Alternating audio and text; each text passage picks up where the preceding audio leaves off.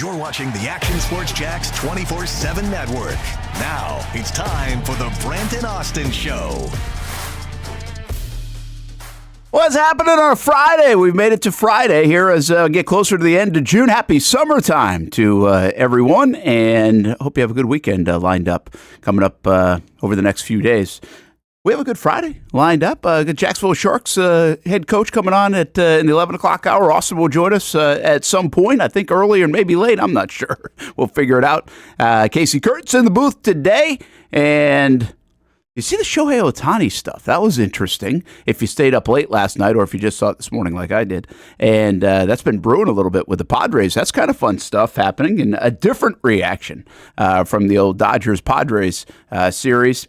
We talked position groups and offensive line. We heard from the offensive line coach last week on the show, so we'll replay that. But I also heard from Walker Little. But what about the offensive line of the Jacksonville Jaguars? We finish up our offensive side of the football look at position groups. Next week, we'll go on the defensive side of the ball. But we'll actually start a little bit on the defensive side of the ball, not just with Austen down in South Florida. But did you see the kind of like this quick comment from Josh Hines-Allen yesterday on social media? Wasn't happy that when they made a top 10 list of the 2019 draft, he wasn't on it. We got a mad Josh Hines-Allen. Austen Lane. I think I like it. Yeah, get a little attitude. I did not see the list. So from 2019, the top 10 draft picks, I'm really curious to see who this list is then, because I would say in terms of his credentials and his resume, I mean, he deserves to be top 10 for sure. Yeah, well, I'll give you that list in just a little bit, but it's an interesting, I don't know. I don't even know exactly who put it out. I saw the clip of it, but I didn't see who originated the list. And I'm kind of like, my first reaction was like, all right, Josh, who cares? Right? Like, who cares? But my next reaction is kind of like, all right, hey, I'll take a mad Josh Hines-Allen, a motivated Josh Hines-Allen, and whatever you got to use it. Right, Austen? Yeah, without a doubt, man. I mean, everyone's got their own different types of motivation. I think when we talk about, I think it's important to be self-motivated, right? And when we've talked about Josh at Hines-Allen before, he always seems like a self-motivated type of dude. Like, he's worried about legacy. He's worried about like just his longevity and things like that. I don't necessarily always think he's worried about the stats, the sacks, the numbers. It's more of just like being a great teammate, being a great Jacksonville Jaguar. But if you can, have an article, maybe drive you a little more, maybe you help you push yourself even harder in the off season, well, then so be it. Yeah. I mean, it's only going to be a good thing as long as he doesn't let this consume him. And, he's all over Twitter now and using all that energy to try to prove people right, which I don't think he's cut from that, cloth or whatever. So I'm not too worried about it, but we do see sometimes athletes get a little too concerned with what random people say in terms of, these lists, or what random people say in terms of their quote unquote expertise. And it can be too much sometimes. Yeah. Here's what he said, by the way: not making the top 10 for my draft class is wild to me. I've never been handed anything, always had to earn every inch and still get misunderstood. But that's all right. Let's keep proving people wrong, just like always. I like the last part. Let's keep proving people wrong, like always. I don't know if he's misunderstood. I really wouldn't. I don't think he is, but maybe outside of Jacksonville he is.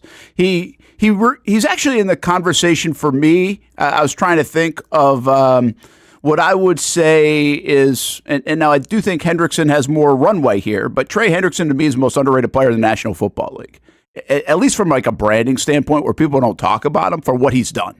And I think Josh kind of fits that a little bit. He's had a very nice career so far, even in the 17.5 sack season. I just don't think across the board he's as much of a household name or comes to top of mind, Austen, for everybody outside of Jacksonville. Maybe you got to go outside the AFC South.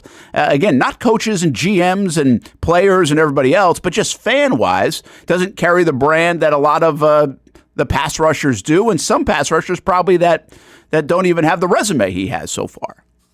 No, but that's just a fact of the environment that he's played in, right? I mean, that's not his fault. He plays in Jacksonville that hasn't had a lot of success. He's played on defenses that really weren't that good, and the same thing can be said for Trey Hendrickson. If you look at Trey Hendrickson's numbers, they're outstanding.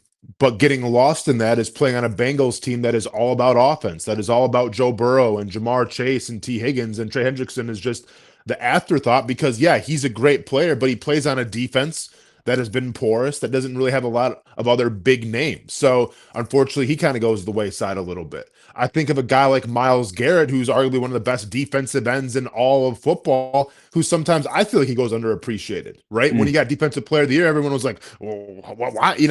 And maybe there's justified, reasons just because he does play in Cleveland and once again, kind of get lost in the sauce a little bit. But if you throw on the tape and actually watch Myles Garrett, yeah, the guy's an animal. But then we look at a guy like TJ Watt, who's had some great numbers himself and is always getting talked about. Well, why is that? Well, he plays on a pretty consistent team with a pretty consistent defense in Pittsburgh. I mean, it all goes hand in hand here. All right, so here's the list. Okay, this is from Fox. This is who did the list. And Nick Bosa, number 1. Max Crosby, number 2. Obviously, it was a third-round pick, I think it was. A.J. Brown, number 3. Kyler Murray, number 4. Dexter Lawrence, quietly, I think also quietly at times, very, very impactful, good player at number 5. 6, Jeffrey Simmons. Remember, he was drafted with the injury, didn't even play the first year, or most of it at least. And the Titans picked him, I think, in like the mid-20s of that draft. It's been very good. Josh Jacobs, number 7. I think that was kind of interesting. 8, DK Metcalf.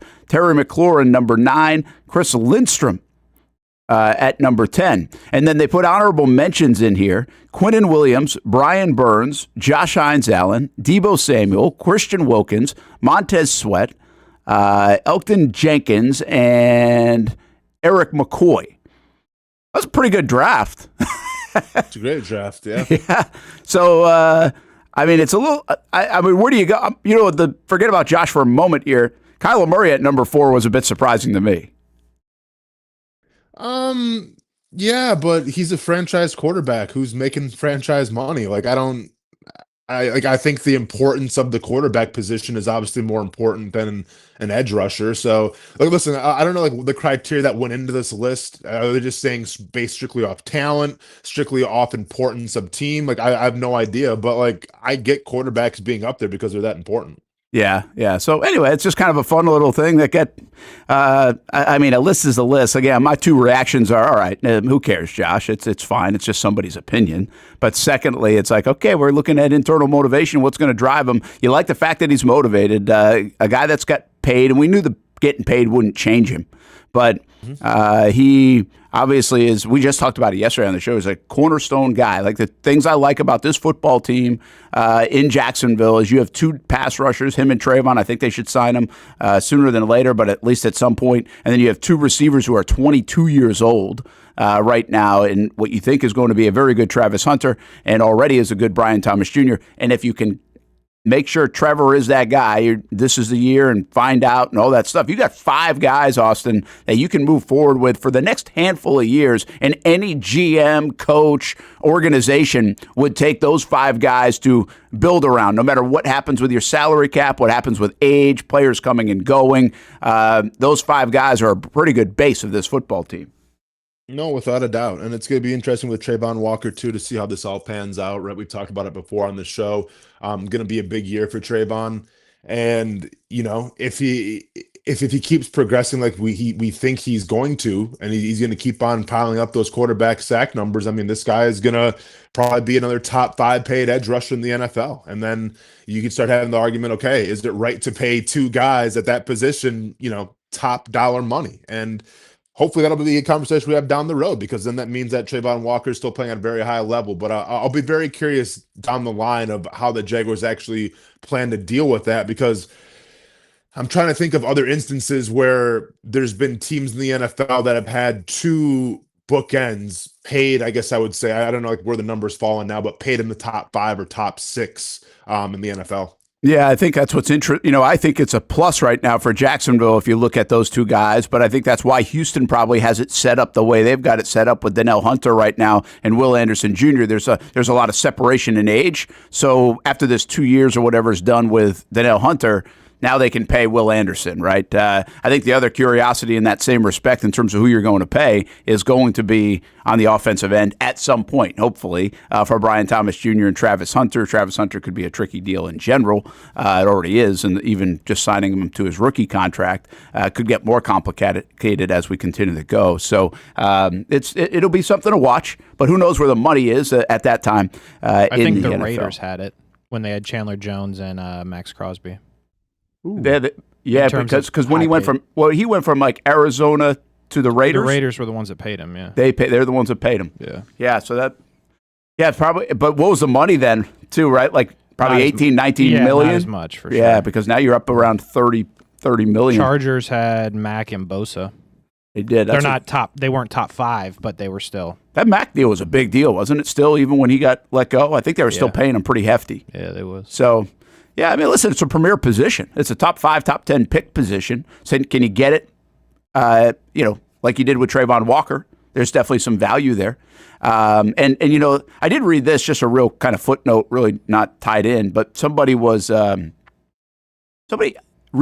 Austen, was saying that some of the best offseason moves, and I was surprised by this, I almost brought this to you guys' attention, but somebody said that the Browns move with Jacksonville in the trade was one of the best moves of the offseason. And they gave credit to the Browns. They didn't see video of Bro throwing up in practice? Yeah, I guess not. but actually what they did say there about Mason Graham, and I didn't look at it this way, but I thought it was an interesting way to look, was that that position, Austen, has ballooned in dollars. And so the thought process was they picked up a guy, if he is good, they have him at a rookie scale level, rather than having to go find that interior guy that's now getting $24, $25, $27 million a year. So they've got him on the cheap, at least, by NFL standards.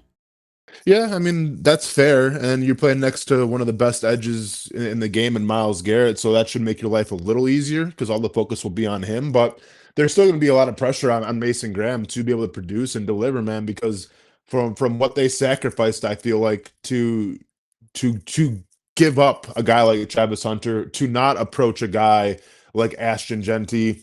And to be fair, and with all due respect to Mason Graham, probably picked the most boring pick you could have picked for Cleveland in that first round. Like there's a lot of eyes on him, and he's got to produce his rookie year. Yeah, that's why the balance of the roster is so interesting. We saw this with the Rams. They went all in, even didn't almost matter of position, how much they were spending in each spot. I'm sure they did care about that, but it didn't feel like they did. And then eventually you got to kind of unleash some of those folks, from Jalen Ramsey to others. Philadelphia is kind of the team that's doing that now. It feels like they just keep getting every superstar, but I think their roster composition is probably more balanced than we think it is. But the old and new, or old and young guy, the rookie contract, the expensive contract, the positional investment, and one of the reasons I think they kind of got rid of, if you will, the Ingrams and Kirks, is they wanted to get a little bit cheaper at that wide receiver position while they were getting expensive at the quarterback position. And quite frankly, right now, they're getting a lot of bang for their buck if these guys play well at wide receiver, because they've got them on rookie deals for Brian Thomas Jr. and Travis Hunter, even though those are pretty handsome contracts in the first round. Hey, real quick. You know what's crazy about this edge rusher? I've just been digging into it since Austen said it. Literally every team that pays their edge rushers do not win. Ever. Browns, Raiders, Texans, kind of, sort of. Jaguars, Giants, Steelers, Bears, Vikings. That's your top 10 right there. So those are the top 10 pass rusher paid guys. Oh, and Nick Bosa, I forgot. So one team, and they haven't won anything they haven't won a championship. Yeah, but they win big. They usually Casey, win. I'm really curious now. Since we're on the conversation, can you look up the top 10 highest paid wide receivers and see where that falls in the line compared to the edge rushers? Well, Bengal. You probably know the humans, but Jamar, Justin Jefferson, CeeDee Lamb, DK. So AJ Brown is then fifth. They won big. Okay. Amon-Ra with the Lions, they win. 49ers is, they win regular season games with Brandon Ayuk. Tyreek Hill, and then Bengals again with Higgins. Dolphins again with Waddle, and then DJ Moore. So it's about a 30% hit rate. Yeah. But another thing that's interesting with that is after I went to edge, I went to interior defensive. That's what I was thinking. Okay. Now I bet that one hits more. That's my guess. I'm not I don't know, but Chris Jones probably skews Chris this. Jones is first, but then you go Raiders, who have Christian Wilkins, so they pay Crosby and Wilkins, and they don't win. Okay. Milton Williams for the Patriots, don't win. Matabuke for the Ravens, they win. Ali McNeil, Jets, they win. But then Quinn Williams, Ali McNeil's with the Lions, sorry. Yeah. Quinn and Williams, Jets, don't win. Derek Brown, Panthers, don't win. Jeffrey Simmons, Titans, don't win. DeForest Buckner, Colts, don't win. Dexter Lawrence, Giants, don't win. Deron Payne, Commanders, don't win. Wow. So here's the thing. Who the hell offensive wins? line, right? Because now when I think of pay. offensive line, you think of the Eagles, you think of the Lions. I wonder if offensive line is the hit rate answer here in terms of how much you want to pay somebody. So they do it by every position, so it's a little tougher to track. But left tackle wise, 49ers, Vikings, Commanders, who all went to the playoffs. Or the 49ers didn't, but they Usually do. have won. Yeah. Then Commanders, Giants, Falcons. Eagles, Broncos, Titans at left tackle. So Wow. Yeah. Okay, and then so Bills right after that. So there's more winning teams there at the top. So we know who are you trying to be, right? In the AFC and NFC, let's just say you're going to try to be the Ravens, the Bills, and the Chiefs. Is that fair? And the Lions. But in the AFC, sorry. but those three? Yeah. And then the NFC, you'd say the Eagles, the Lions. Who else? You think San Fran? Because 4 out of 5 years? Yeah, I'll go San Fran. Let's go with them as a third team I'd right rather now, be San right? Fran. From a consistent standpoint. Yeah. And that one might be really hard to figure in all this just because it looks like it's aging and breaking up a little bit. Or you go Packers. Okay, let's go Packers. Let's go Packers instead of because they're again. I'm okay with just saying playoffs and a win. In there all the time. You'd like to be. You can almost count on them being in it. And the Packers, you're right. They seem to get in there. So, what do they have? Well, they obviously all have the quarterback. Yep. When you win like this, the coach is going to stand out too. So they're running a pretty good ship. But I guess where else does it go? You said Chris Jones, I think, is a huge part of that. Travis Kelce, a huge part of that in Kansas City. But what about Buffalo, guys? What do you think in Buffalo where you're like, hey, okay, it's Josh Allen, you got the quarterback, you got the coach, but then what? I'm thinking from a pay standpoint. I think of James Cook. Yeah, and that's kind of new, though, right? That's not the entire run. That's not a consistent run. They've been able to swap players out, swap backs out, swap receivers out. They really don't have but their interior's pretty good. The guy, Oliver's good, right? He's been good for them. Yeah. Yeah, I would just say it was Stephon Diggs till it wasn't Stephon Diggs, and when it wasn't Stephon Diggs, then it was Cook. I think just they find ways to reinvent themselves. Yeah. Just trying to think of that position, where to go, and I don't really think there is one with Buffalo is my point. I don't think there's one position consistently over their last 4 years where they've won. Now, in that stretch, and really if you go back, I think, definitely go back the last 4 or 5 years, they've had a top 5 defense multiple times, I believe. And McDermott is a defensive coach, but I also don't feel like they're just paying one guy on defense I'm trying to wreck things. Yeah, I'm trying to find something they have a guy in that 10 to 15 range. It feels like it, or probably 15 and 20 range at every position that they pay. But there's yet to be one that's they're right at the top, other than Josh Allen. How about Baltimore? You've got obviously Lamar and Harbaugh, but where does it go? Where do you lean on next? Well, I'm just happen to be sitting on linebacker. They pay Roquan Smith $20 million a year, and he's good for them. Yeah, he's very good. We had Matabuke on the interior defensive line list. He's good. He is. He's very good. The running backs have been, Derrick Henry. Derrick now. Yeah, a top pick. Their offensive line has been good. Marlon Humphrey is 7th on the corner per year. What are they paying Andrews, even though, Find out. Yeah, that's dipped a bit, right? He is 5th at $14 million. Okay. So I actually think Buffalo and Baltimore have a lot of similarities to me in this conversation. How does Buffalo win games? Because I think it's really strong on defense in totality. Yeah. And I think that's you come away with that, the same thing with the Ravens, right? When you think the Ravens, they're going to be good on defense. Now, last year, they weren't good at the start. They really had one of the crazy flips. I think if you go from the first 5 or 6 games to the last, 10, 11 in the playoffs, they got really good on defense. But they have a lot of good players, Austen, on defense is the point. They might not have the $25 million, $30 million guy across the board, but they have a lot of good players.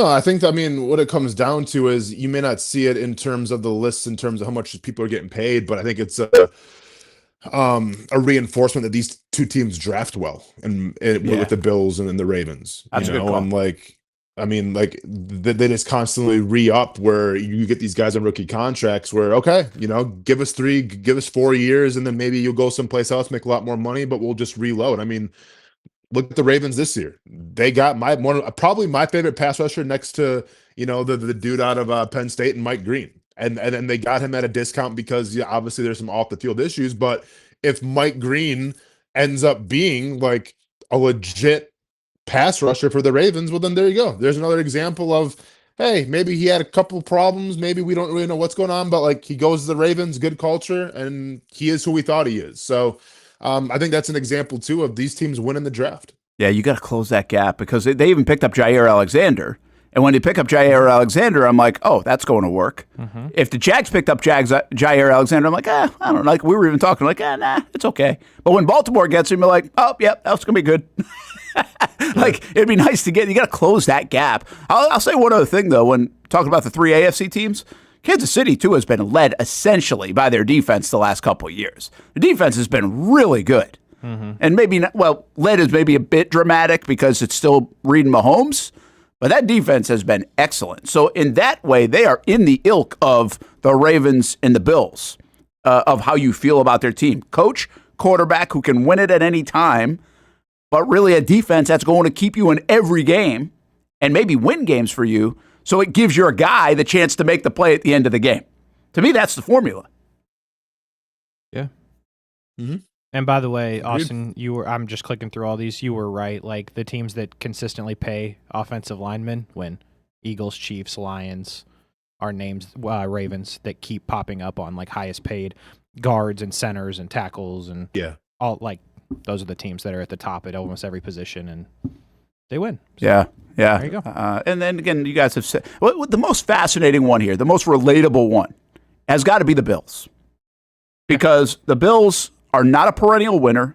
It's not a culture that's always been unbelievable. Heck, even in the last few years, there are stories coming out of Buffalo where McDermott's this and that, and people left and didn't want to be a part of it up there in Buffalo, didn't always love it. They still won. Now, the quarterback really switched, and I think also that's relatable.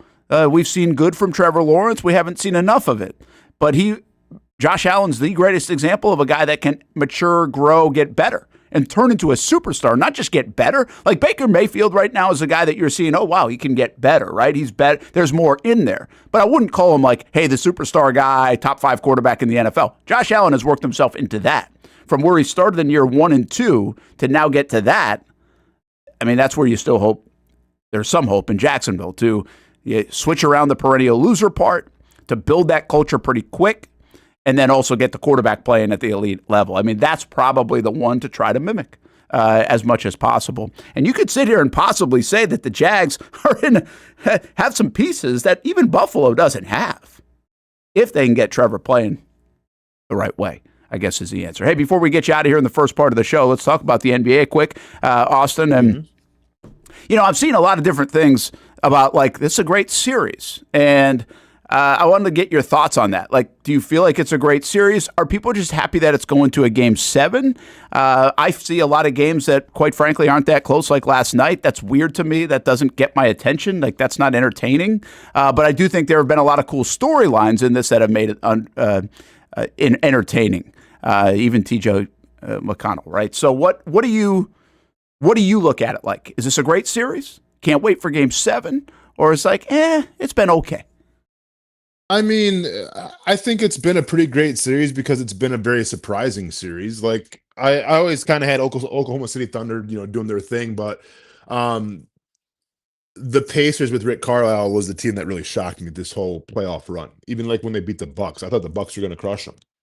And obviously Tyrese Halliburton making a name for himself. And I get it. Like, I haven't seen a lot of buzzer beaters, right? Especially in this series per se. Like, you've seen some comebacks and everything. Like, it's still been entertaining, but in a Game 6 where if you're the Thunder, you win the whole thing. Yeah, it was a little disappointing, maybe a little boring, but I think that's just a the classic case of you had a Thunder team that thought they had it wrapped up already. I think the Thunder were very surprised, including myself, of just how great Tyrese Halliburton played last night. I think when we heard, he's got his calf issue or whatever, like I was expecting limping, I was expecting hobbling, and no, dude's getting steals off Jay Williams, closing the half off and like getting the crowd involved. And this is the thing too then. Well, then do you go back to the previous game and say, okay, well, Halliburton just didn't play good. Don't blame the injury. Don't say it was the calf because he looked fine this last game. You mean to tell me in 2 days, the calf went from being where you put up 0 field goals made to, kind of going back to your old self? I don't know. But at the end of the day, a game 7 for everything, I'll take that. Yeah, I think people will take it too. I'm almost worried that it's not going to be an entertaining game, that somebody's just going to come out of the gates and blow somebody out. Like, it just feels that's the way this stuff has gone. Heck, even in the NHL, the last couple of games, it was kind of like that. I mean, I tweeted this last night. You get to game 5s and 6s and 7s in sports. Whatever sport that is, you anticipate so much drama, like within the game. Forget about the series, but within the game. I just don't feel like we've had a lot of that. I hope we get it in game 7. Yeah, I mean, I hope we get it too. And I think it just kind of goes to show you, just in terms of a team's mentality, just in terms of energy, like it is a real thing. Like we can sit here and say, yeah, Oklahoma City is the better team on paper, and you probably should have saw that last night, but you didn't, because once again, I think you saw a team that was surprised how good Halliburton was playing, and they weren't expecting that. So it's crazy how we're talking about, grown-ass men, professional athletes who maybe were a little surprised of like, coming out the gate of like what the Pacers could offer, and they couldn't match that energy. It's wild that we're talking about it, but it can be a game of energy. It can be a game of runs, and it can be a game of mentality. And I think going back to OKC now, where that crowd's going to be obviously unhinged and very loud, like advantage OKC now, I would say. Yeah, I would too. But I do think that first. I think you feel this way a lot, but that first quarter is going to be maybe the first 5 or 6 minutes might be huge in that game, because especially for OKC, because it looks like Indiana has the bounce back ability, right? There's a toughness about them that even if they were down 10 going into the fourth, you feel like they might be able to come back. Not to say OKC hasn't. I think we've seen it, but I would feel like, yeah, that probably won't happen if OKC's trailing in this game. I think they have to have the pole position, I guess is my point, to get it done. Yeah, well, I mean, especially too, if you talk about Indiana's bench right now, which is, obviously been outplaying every single team that they find themselves against. And, last night it was the TJ McConnell and Obi Toppin show. So, yeah, no, I agree with you. I think it's going to be important for OKC to get out to a hot start at home in front of that crowd. I think if they can do that and Shai can kind of have a resurgence of being the MVP player that he is, yeah, they should be okay. All right, get to practice. We'll talk a little bit more about it. I want to talk a little bit more about TJ McConnell, because have we seen anything, like what's the most recent example of this, of what's going on there? And I just find it funny because obviously on our old show, Kuz loved him. We had some fun. Justin Kuzar you got him a jersey. Yeah, he got him a jersey. I got him a jersey. We used to do the TJ McConnell box score breakdown, which was, highly touted and everything. Like, imagine if we actually did it now if Kuz was still around. It would feed families. Maybe we should bring it back. Might have to, man. Might have to. All right, we'll talk to you a little bit later. That's Austen laying down South Florida. He's got practice to get to. Training, we call it. Not practice. Kind of both. And we'll be rejoined by him in the 12 o'clock hour. Let's take a break. Brent and Austen Show, Action Sports Jacks 24/7 Network. We'll talk a little Jacksonville Sharks a little bit later on. We'll talk a lot more Jacksonville Jaguars as well. Shohei Ohtani stuff was fascinating if you didn't catch it. And will we see more like this? Is Ohtani just that different of a dude? We'll get to some of that as well here on a Friday. Hope you're doing well. Thanks for hanging with us on a nice day in the city of Jacksonville. Nice and hot, the way it should be here in June.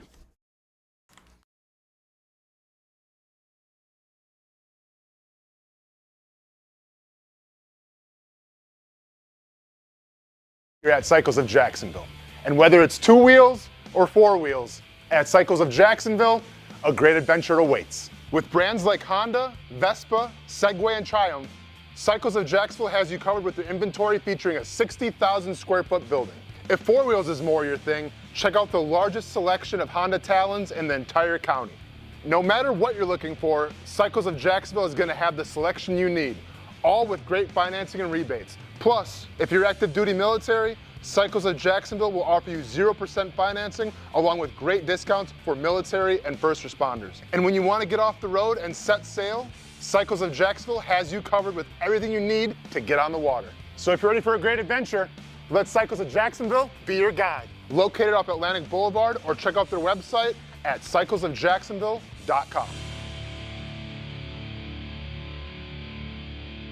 It's fast-paced, Hands off on first down, and there goes Edward Vander.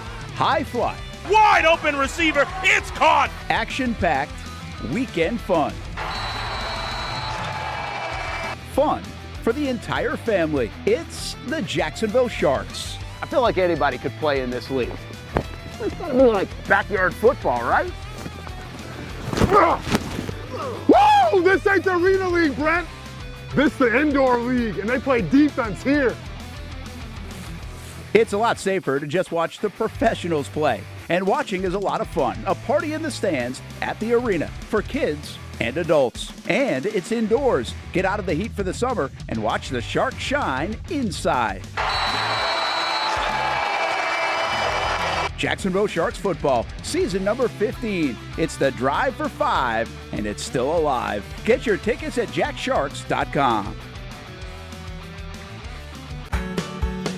People helping people. It's at the core of what Alive Credit Union is all about, and it's been that way for over 70 years. From the start in 1954 to today, the mission remains to inspire financial wellness and give you a financially fit lifestyle. Alive Credit Union and its employees are committed to not only serving their valued members, but also our community here in Northeast Florida. I had a chance to see that commitment firsthand as Alive partnered with our Action Sports Jacks 24/7 team to bring you Armada men's and women's soccer broadcasts. Inside the 18, it is a shot, and it's a goal! Chloe Chivers! And that connection to the community continues with Alive Credit Union's support of the Police Athletic League of Jacksonville. Alive Credit Union's commitment to our community also involves serving the financial needs of all first responders through the recent merger partnership with City and Police Federal Credit Union. Join the community and become a member of Alive Credit Union today. Find out the many ways you can be inspired in financial wellness at alivecu.coop.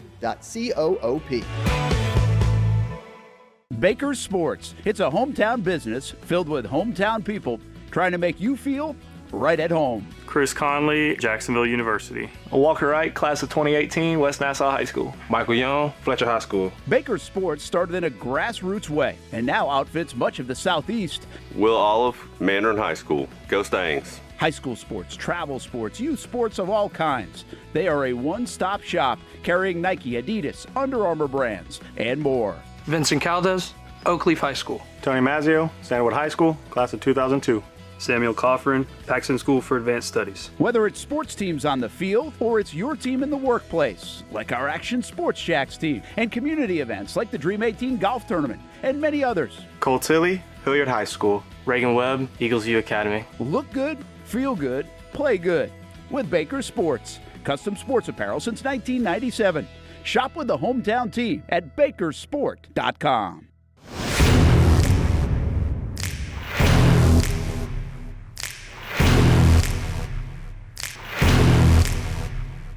Grab some friends and go to a restaurant or head out for a drink and some conversation. Watch your favorite team play on the big screen.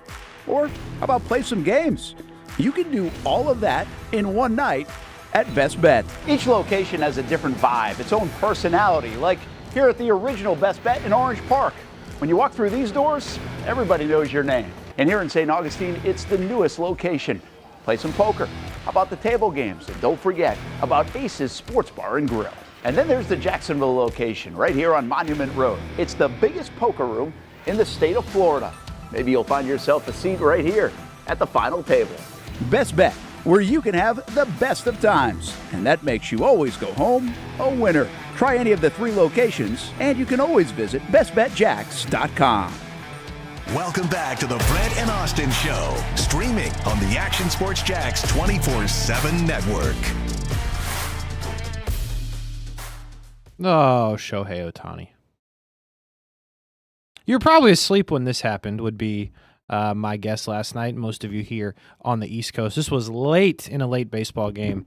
9th inning, Dodgers Padres, which has turned into a bit of a rivalry. I think it would always be considered one somehow, but the Padres were very bad for a long time. And now this is something because both teams are good. This starts, though, with a debacle earlier in the game involving the Dodgers, and I wouldn't say they intentionally hit. Thanks for coming back, Brent, by the way. I was wondering. My timing's usually better than that. No, I'm sure it's not. This starts earlier in the game, though, when Fernando Tatis gets hit, right? Yeah, it started really, I think, the last couple of days, because Ohtani's already been hit once in this series as a retaliation. So didn't Tatis get hit last night, though? He did. He did get hit last night, and he needs like X-rays and stuff. Yeah, and yeah. But I think he got hit 2 games ago or 3 games ago now, and then they retaliated, hit Ohtani in the leg. So this is like twice this series. This has happened. Like, that one was intentional, but like the Tatis thing, I didn't think that was intentional when he got hit last night on the hand. Yeah, I think it probably was the volume of it. It also protecting your guy because he might be out now, right? Yeah. By the way, this one's up in the. It's got a little high on Ohtani now. This one, like the one the other day, was in the leg. Yeah, that's fair. Like Charlie horse type thing. Mm-hmm. This one got it wasn't at the head, but it was definitely more elevated. I think up in the right arm area or something like that. Yeah, it seems, I don't know, like, first off, Ranger Suarez really need a save in fantasy baseball. Maybe don't hit him with 2 strikes in the 9th inning up 3, but what do I know?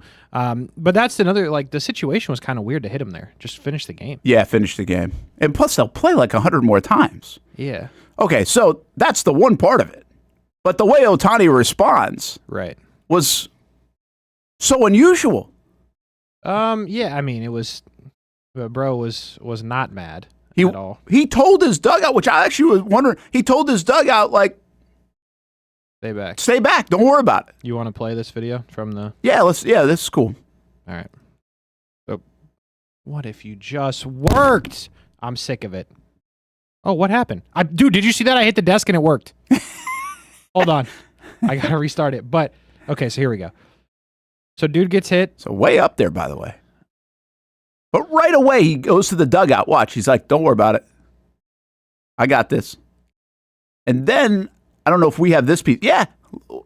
What's he saying? Well, he's not barking. No. Because, what's his name? Arraez is on first, right? For the Padres, I'm pretty sure. He actually shakes his hand. Yeah, we'll get that in a second. But because they'd be full fighting. They would be. Yeah. There you get that. I mean... That's wild stuff. That is so. These are pretty good rivals. The last few years specifically, it's not Dodgers Giants, but pretty good rivals. Yeah. And I don't know how I feel about it. I like when baseball guys get mad at each other. Like, I wondered if his own Kershaw was already over the. Kershaw's a hothead, though. Yeah, but he was already over the barrier there at the dugout. He probably walked around. I don't know if he could still jump over. He did actually. He did jump over. I saw it. But I think players want to defend their guy. Yeah. Right? That's just kind of been a long thing in baseball. I don't know what the kind of the traditions or unwritten rules are in Japan. Sure. I don't see a lot of brawls coming out of Japan. So obviously what Killer Tofu is saying, the Japanese culture very respectful. I understand that. Mm-hmm. And can he bring that here? Can he? Would we see this more often? I mean, this is the biggest guy in the sport.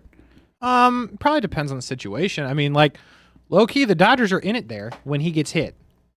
So, like, I think there is a sense of it if you're Ohtani, and obviously respectful, but, like, we could still win the game here. Like, let's not get whoever's hitting after me ejected, and let's not get this happening. Like, we could still win this thing. If it's 10-1, maybe it's a different response by the Dodgers and Ohtani.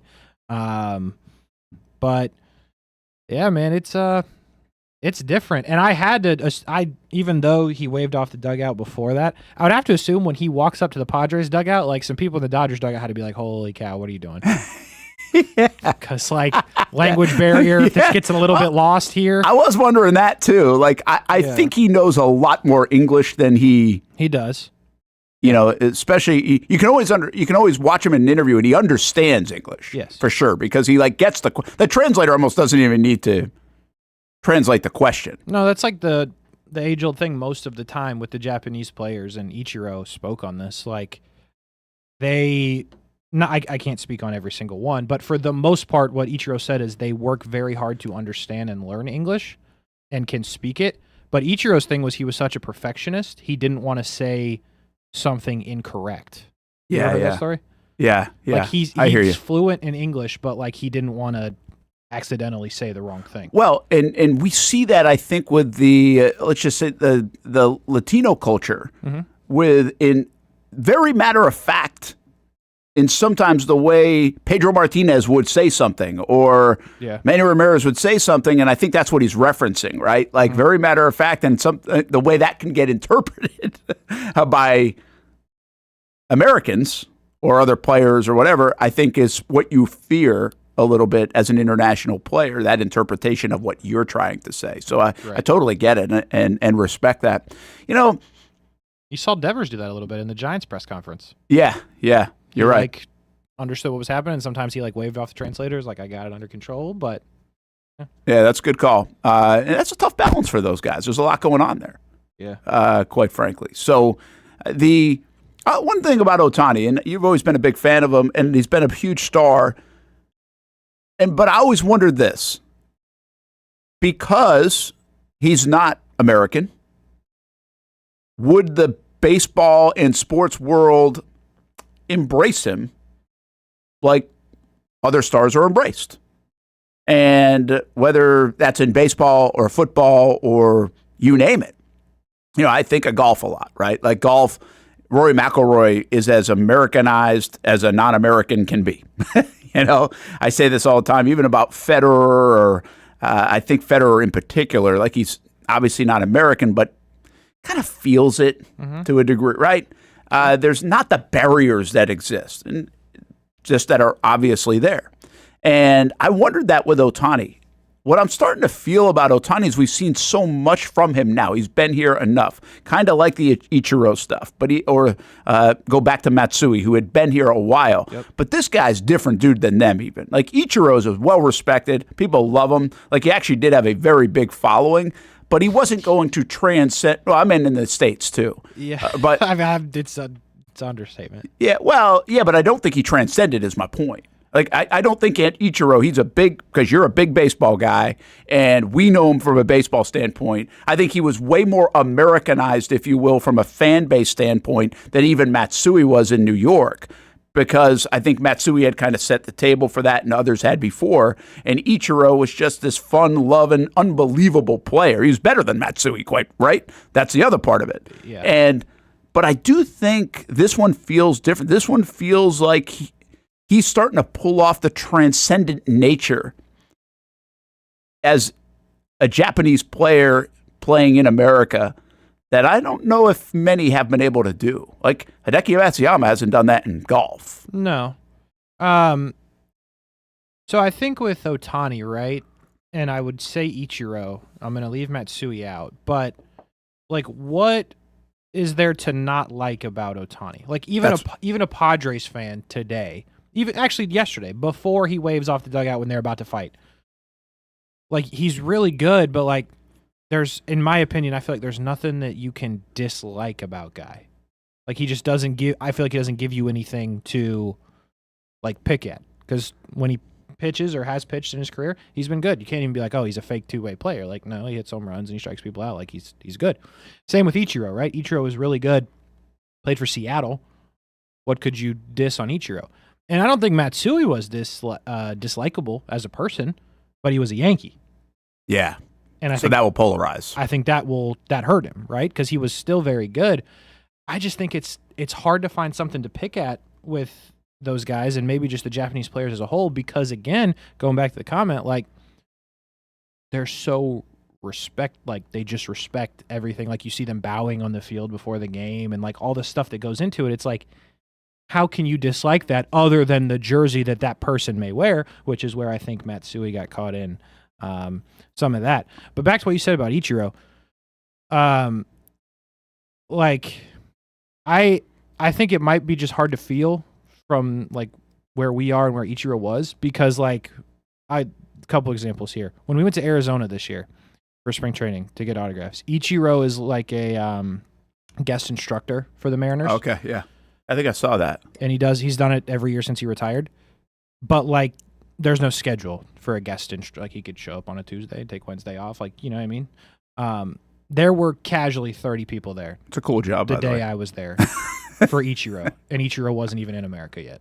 Wow. They just like were hoping he was there and wanted to see him. And then the other part of that is when the Marlins used to do this spring training season ticket autograph signing thing, and I have never seen media ever at an autograph signing, like something like that, like a fan event. And there were media all over, like standing behind Ichiro, videoing him signing autographs. Like, so those two stand out to me as like, this is bigger than anything. It is. I should know this. Like Stanton was at that signing. Nobody, like, there's no media around Stanton. Oh, really? And it's just the MVP or coming off the MVP year, I think. Yeah, I know he's not going to talk to him. Just like to be there and get picked. Like Ichiro didn't talk to him. They just wanted to record him. Yeah. Like sign and send it. Like we talked about the other day. Like send it back. Who knows? Did that play on the nightly news in Japan? Maybe. Like Ichiro signed autographs. Who knows? But I mean, to your point, it's hard not to respect those guys, the way they carry themselves, right? Yeah, yeah. And also how good they are. Like they are legitimately really good. We've wondered about the Japanese player coming to the United States. Okay, how does it translate? We've seen it before on a lot of different occasions. We see it more now, but even going back 2 decades. I used to watch Hideo Nomo pitch, with the Red Sox. Hideo Nomo. So that was a big deal. Hideo Nomo, former Tampa Bay Devil Ray, at the very end. There you go. How about that? He played for a bunch of teams at the end, when it's all said and done, right? Race picked him up in 06, baby. He was dealing with like a 9 ERA. I should know this, but is Ichiro just get in the Hall of Fame, or is he going to get in the Hall of Fame? He's in. He just got in. Mm-hmm. But does that make him the first Japanese player in? I think so. I don't know if O is in. Sadaru O? Yeah. I'm not sure if he would. I think they celebrate those accomplishments. I think but I'm not sure Ichiro's he's definitely the first with a bust Japanese player to play in Major League Baseball and be in. Okay. Because O just played in Japan. Yeah, I don't remember feeling like that was played up as big a deal, but I also can't sit here and tell you I feel like the Hall of Fame ceremony very often. It's like right at the start of football season usually. So it's funny you say that. I don't remember it either, but he's in. Yeah. I know he's in. And he's got to be the first. Because they wouldn't do, here's how I know, they wouldn't do signings with him on Hall of Fame stuff if he wasn't in. And there you go. Yeah, he's already, so that's a big deal is my point. Oh, yeah. And I don't know, but go back to Ohtani for a second. Because again, you can respect everything and the greatness. We respect greatness in America. Yeah. Like we really do. We have an affinity for that, the star, all that stuff. Like we can appreciate that. And that doesn't matter where you're from. That can be Messi, that can be Ichiro, that can be you name it. But I do think Ohtani feels so different because of the transcendent nature of what he's doing, what he's done, first time in however long, and also because there's kind of like something cool about him. There's just something, you said it, you can't pick him apart, but I think it's bigger than that. To me, he's like, how do I say this in a nice way? He is, he's almost robotic. He's like built in a lab guy. Like he feels like a video game to me. Because again, I don't hear him speak a lot. So I don't have that relationship as a fan. Right. But he is like bigger than everybody, better than everybody, and like acts all the right way. It's like he literally got built as like the perfect baseball player. I mean, and there's nothing to, like you said, pick apart about it. Nothing. Even, I'll give you this. He really did what Kevin Durant did and got criticized for it. Went from Oklahoma City and joined the superpower team of Golden State. And he got hammered by that, for that. Ohtani hasn't been hammered. Now, I'm sure he is a little bit by like the Angels fans and stuff, but all 6 of them. You don't even really hear upset. it. Yeah. But he did exactly that. He went from the Angels to the Dodgers, the big bad Dodgers, and we don't even hold it against him. Yeah, I was gonna say you criticize everybody else, like I forget who they signed this offseason that got criticized, but it was like, oh, like they went to the Glass now went to the Dodgers, this and that went to the Dodgers, and it's like, oh yeah, of course Ohtani went to the Dodgers. Like, Yeah. why wouldn't he? Yeah. I mean, isn't that crazy wild? Work, yeah. That's a pretty interesting thing. So I don't know where that falls. Like he's not.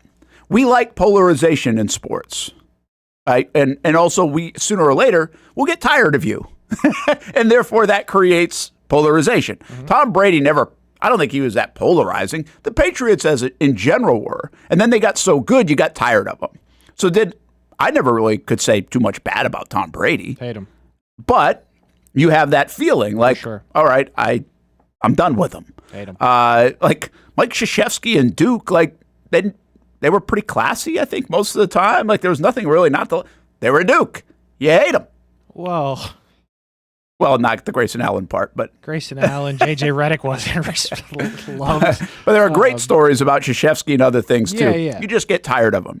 And in sports, we get like LeBron. I mean, they'll say LeBron obviously has jumped into social, issues, and that's changed in the last handful of years.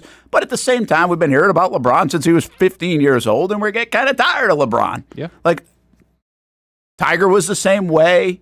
We're not fatigued on Ohtani, and I wonder if we will get at some point fatigued on his greatness, which would then create some polarization for a guy who, quite frankly, I don't think has any right now when it comes to him. He does not. He's a fascinating athlete. He is. Which is kind of cool. And he's lived up to it. Yeah. That's the other thing. That's the big part of it, yeah. Which, by the way, I continue to say that somebody should do I think somebody could do a cool story on how or why the athlete that gets pumped from day one feels like they're delivering at a way higher percentage than they used to deliver.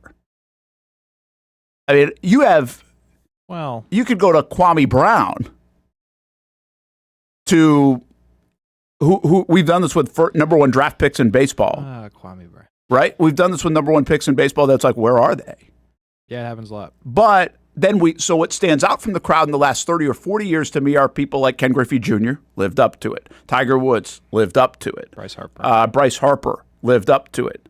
But I think kind of in that Bryce Harper type of right around then, people are starting to live up to it. Look, Jack Caglione hit 2 homers last night. Look how quick he's up there. You're stretching it too far. But guys that you say are going to be good are delivering at a more often rate, I think, than ever before. Just because there's so many of them in that category, if you add Jack Caglione. Well, yeah, that's probably a stretch because he's not like when he was 10 years old, right? Yeah, like I think I agree with the first point you made that the select few, for the most part, the prodigy, the generational can't miss, will be the greatest, and we know this at 7 years old, have delivered of late. LeBron, Tiger. Rory's in that. Rory, definitely. Bryce Harper. Harper, thank you.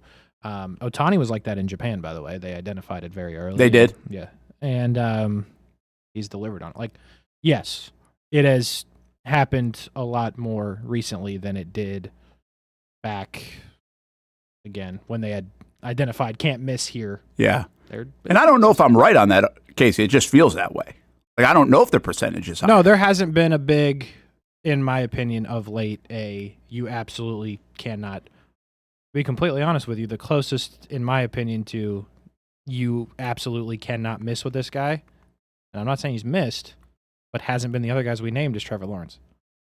Trevor Lawrence was in that since high school, freshman year of high school, even before, depending on where you lived. He was in that conversation. It's actually, there's some truth to that. Because like Mahomes wasn't that guy. Like the best quarterbacks in the league right now, Mahomes wasn't that guy. Josh Allen wasn't that guy. Hurts wasn't that guy. Like Trevor was.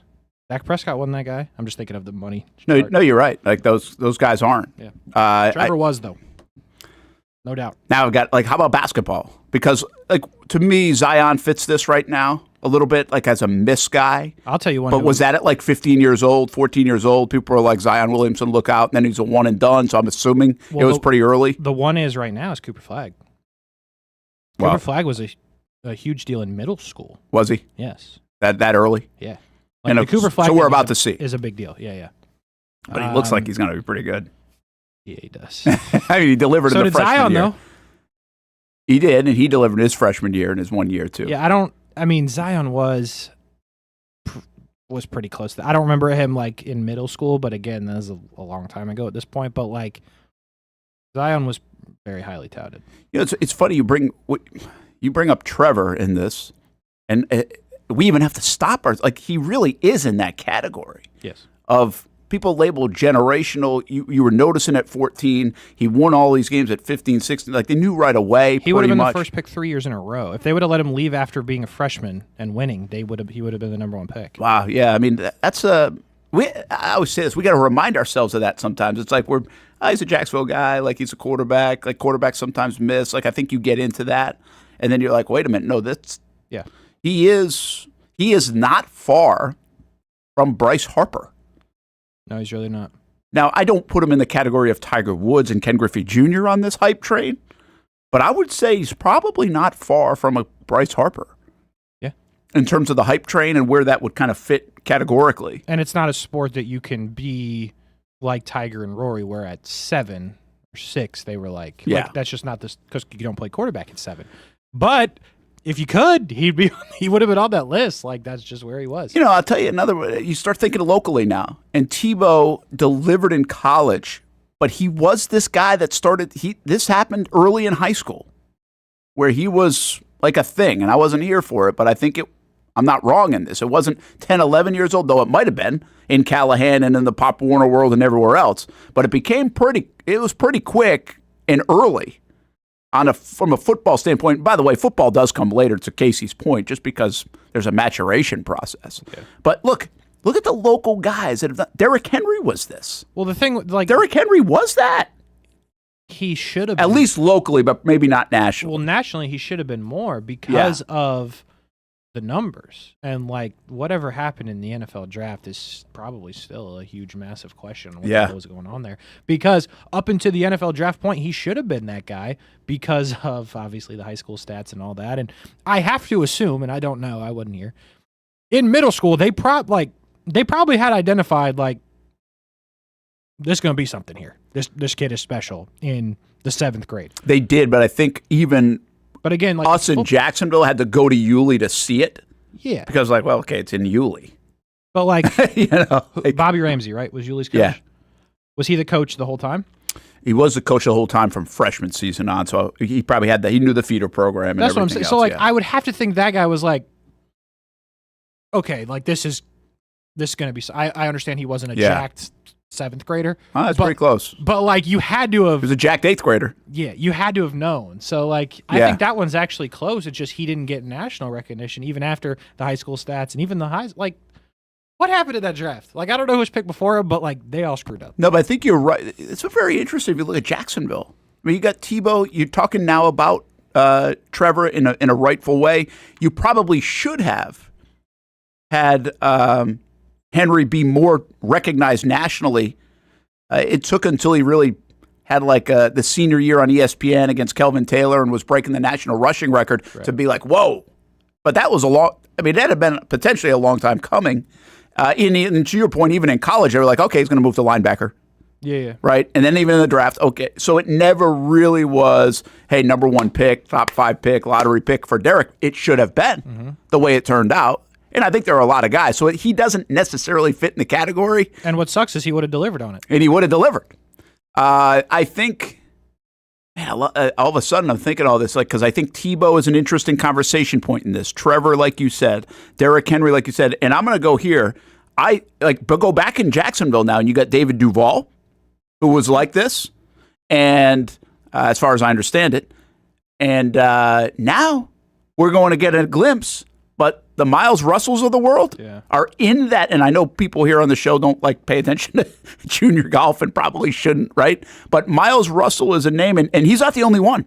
We have 4 kids that are like 16 years old, 17 years old, 15 years old, somewhere in that category, that are like really big on the junior golf scene, that can name the place they want to go in college golf, and that are predicted PGA Tour guys like right now.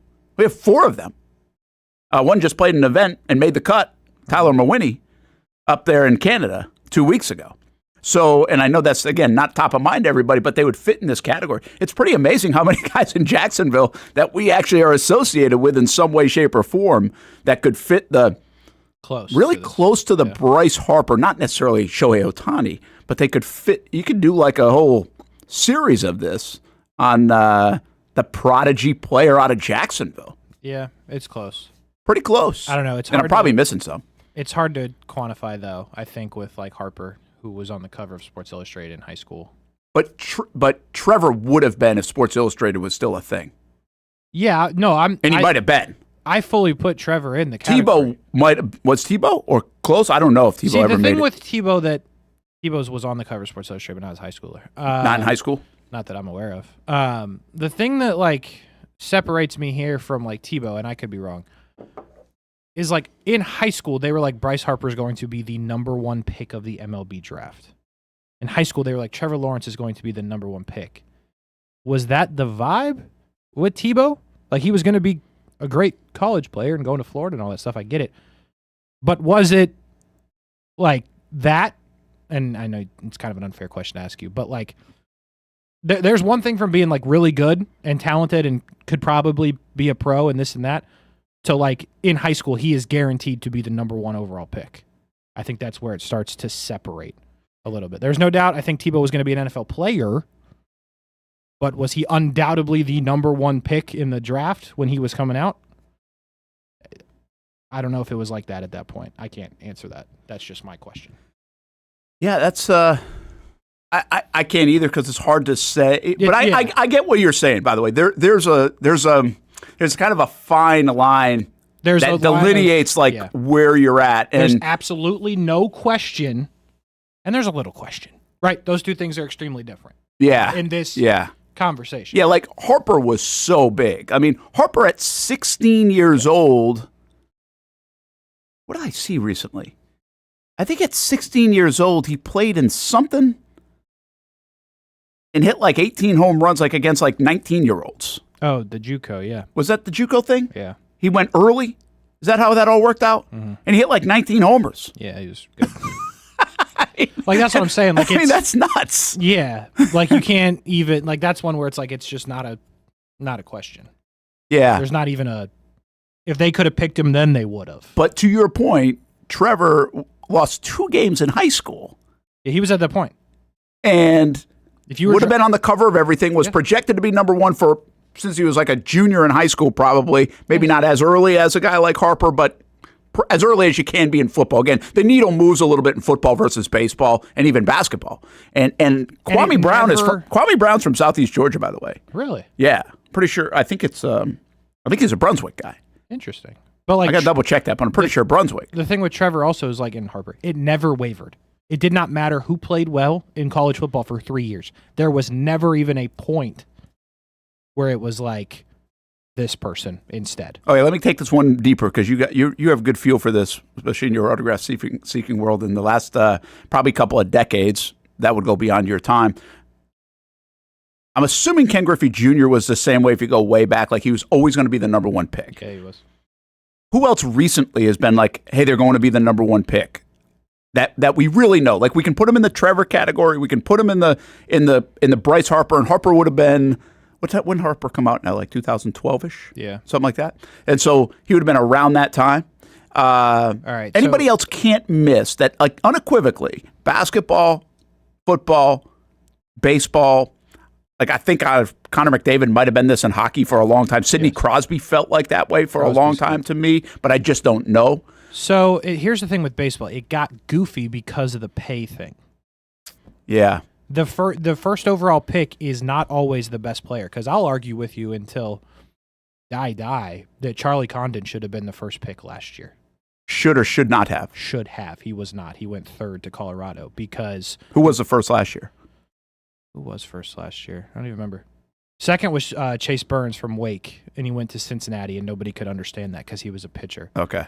Who did go first? Ryan, this is a good one, by the way, LeBron. LeBron's definitely in this category. Yeah. So you got like LeBron, you've got, we just said Bryce Harper, and we got Trevor. Like, I don't know of another guy that you destined at sophomore or junior year to go number 1 in football. you know what else? Like Travis Hunter might be pretty damn close to this too. Okay, so Travis Hunter, I was going to bring that up. Travis Hunter is one that it's different because it's not quarterback, but from junior year of high school, it was established that he was going to be like the number one pick when it was time. He wasn't, I guess, because not quarterback, but like that's why the Jackson State part of it and the Florida State flip was such a huge, massive story. Yeah. Because of who he was. Yeah. Andrew Luck's a good one, Ryan. You're all over this. Nice work. Now, again, I don't know. Hard for me to get here. I don't know if Andrew Luck is a sophomore in high school. Travis Bazzana was always going to be number one. Like I'm not sure. Mm-hmm. I just can't feel that and know that, but it might have been. So because right when he got on campus at Stanford, it was pretty clear. It was like, boom, this guy right away. Yeah. But again, that's too late for this conversation. You can't just begin it in college. Like what's his name who just got picked by the Raiders, the tight end? Bowers. I mean, the minute he played 2 games at Georgia, they're like, he'd be the number one pick right now. Mm-hmm. I'm not number one pick, but first tight end. Yeah. Right? But I'm not talking about, you got to go back to the high school, the freshman, sophomore. In football, you give it even up to that sophomore, junior year in high school because it's a different maturation sport. This is not a big group of people, folks. So I think you're right about Zion. So Zion would have been one. And he went number 1 overall. Definitely. To the Pelicans. But like before he played a game at Duke, he was the way too early number 1 overall pick, and they were right. How about Anthony Davis? Had to be, right? Something close? I don't remember. I don't know. Like I don't remember the high school part of Anthony Davis. Yeah. Like because that's. But again, one and done guys. They had to have this hype coming out in high school, at least by their senior year. For sure. Right? Yeah. Or they wouldn't be one and done guys, most likely. But like the baseball one is just goofy because guys like to get cheap or whatever. But like I will say, the last few years, the one guy that was always going to be the first pick his year for a couple of years, and he was a high schooler, was Jackson Holiday. Oh yeah, that was a good call. Yeah, that's a good one. He was always going to be that guy. They've been talking. I can't even keep track of which one's been drafted and when the other one's getting drafted because they've been talking about Holiday forever. Yeah, right. That's a good call. How about the other dude that has all the social media? Detroit. Max Clark. Yeah. I mean, he's up there. He wasn't the first pick, but like he was well established, though a lot of his own doing. Right. I've told you those stories, but like he was smart enough as a sophomore in high school in the middle of nowhere, Indiana, to hire a camera crew of his friends and follow him around to class. And it worked. Yeah, well, he's got that. Travis Hunter and him aren't too far off in that sense. Other than Travis Hunter's better. But yeah. Well, no. More talented athlete. Well, I'm talking about the awareness of the social media and all that. I don't think Travis had it that early, though. No? I wasn't up close to it, so I found out about Travis Hunter when he was like a junior, right? Because started to have conversations business-wise. But Max Clark was like in front of you, hit your algorithm as a sophomore in high school, and you're like, what the hell is this? He's in the library, and then he's taking BP. And he couldn't drive. He was getting picked up from practice. Like, it was just such a different thing. And by the way, not that anyone would know this, it's so different what's going on with him right now. He gets escorted out of the stadium where he plays by police to get on the bus after games. Really? Like it's different with Max Clark. Because everybody knows him. He built that brand. Everybody knows him. And he's in high A ball in the middle of nowhere, Michigan. Wow. Yeah, they don't have too much security for guys like that. He's just okay, by the way. But he's been just okay. Yeah. YB4 and Jeremiah Smith could become. I don't know about the high school part again. Hey, Jeremiah Smith coming out of high school. Yeah. Man-child, right? Kind of like Derek in that sense, where he's just physically so gifted. Jeremiah Smith had cops with him walking off football fields as a junior. By the way, we might have another one brewing. Like there's the Bryson Wright kid out of Mandarin. Again, our crowd. I'm not sure if you've heard of him, but he's a wide receiver. And 8th grade year. You know this because we've done after the games and had coaches come in, and they were talking about this guy in 8th grade. Mm-hmm. But that's in last year had a heck of a year for Mandarin. as a freshman. He's got offers Texas, Ohio State, all these places. So, but I don't know if he will be a national sensation. That's hard to. We pump so many guys up now. Like that's part of it. Like we went through the travel ball world, and so like we know so many kids that have been pumped up, and then you're like, where are they? And it's okay. Like they were committed to Oklahoma State, and now they're going to Liberty. And by the way, that's fine. But it's just like that's just what happens. All these big schools offer. It's like, oh my gosh, they must be so good. And so it's a weird world. It's a muddy world in that sense. The LSU kid, the leadoff batter, Derek Curiel. We played against him in the travel ball circuit, and he's been an interesting one for me to watch because I actually sent his mom some video one time. She asked for it because we saw her at a tournament, and we had him. And so I think it was on Facebook. It was the easiest way to send it to her. And so ever since then, I've kind of been following along where he is. Well, even at that time, when we played against him at like 15 years old, up in, I think, at Hoover or Atlanta or something, he was like the number one player in the whole like system. You know, I hate how they rank the players that early, but he was the number one player. Yeah. Well, guess what? He's been the number one player, goes to LSU. He's their leadoff batter as a freshman. He's hitting like 350. Like, he's lived up to, at least in like my world, you wouldn't know who he is because he's not pumped up out there. But it's an interesting dynamic to see like, hey, these rankings I think are foolish sometimes. He's actually delivered. They get it. Like he's really, I think those rankings can really hurt kids. But he's lived up to it and they've been right on him. That's here's the thing. A lot of the time, and I hate to say it, what the kids they have at the top are right. They are. Yeah, they're pretty. Baseball and football. Yeah, more. Basketball's a little questionable because you're really guessing on. This is going to sound crazy when I say it, but you're really guessing on growth. Yeah, because that's foul. But like baseball, they're pretty close. Well, because they're picking most of the physically gifted people that are at the top of that list, right? Yeah. So, yeah, unfortunately, because I hate those damn rankings at 14 and 15 years old. I think they're stupid. But you go back and they are pretty good overall. There's some consensus at an early time. But again, we're talking a different. This conversation's been all over the place, but it's been kind of fun, and it's really interesting to look at the Jacksonville nature of this because we actually do have candidates that fit and still do fit and have fit for years based on all the talent that's come out of Jacksonville. Like I said, you go back to David Duval and you hear the stories of David Duval and where he was coming out, and I mean, he was this and this with Tiger Woods at that time. Mm-hmm. You know, even professionally, but I think even before that, there was a lot of conversation about him. Yeah. So Jeremiah Smith is a sneaky good one here. Yeah, he ends up being the first pick because the way that I can kind of quantify it here for you is like, you ever ask a high schooler to sign anything, Brent? No. Okay, it's awkward. I wouldn't recommend it.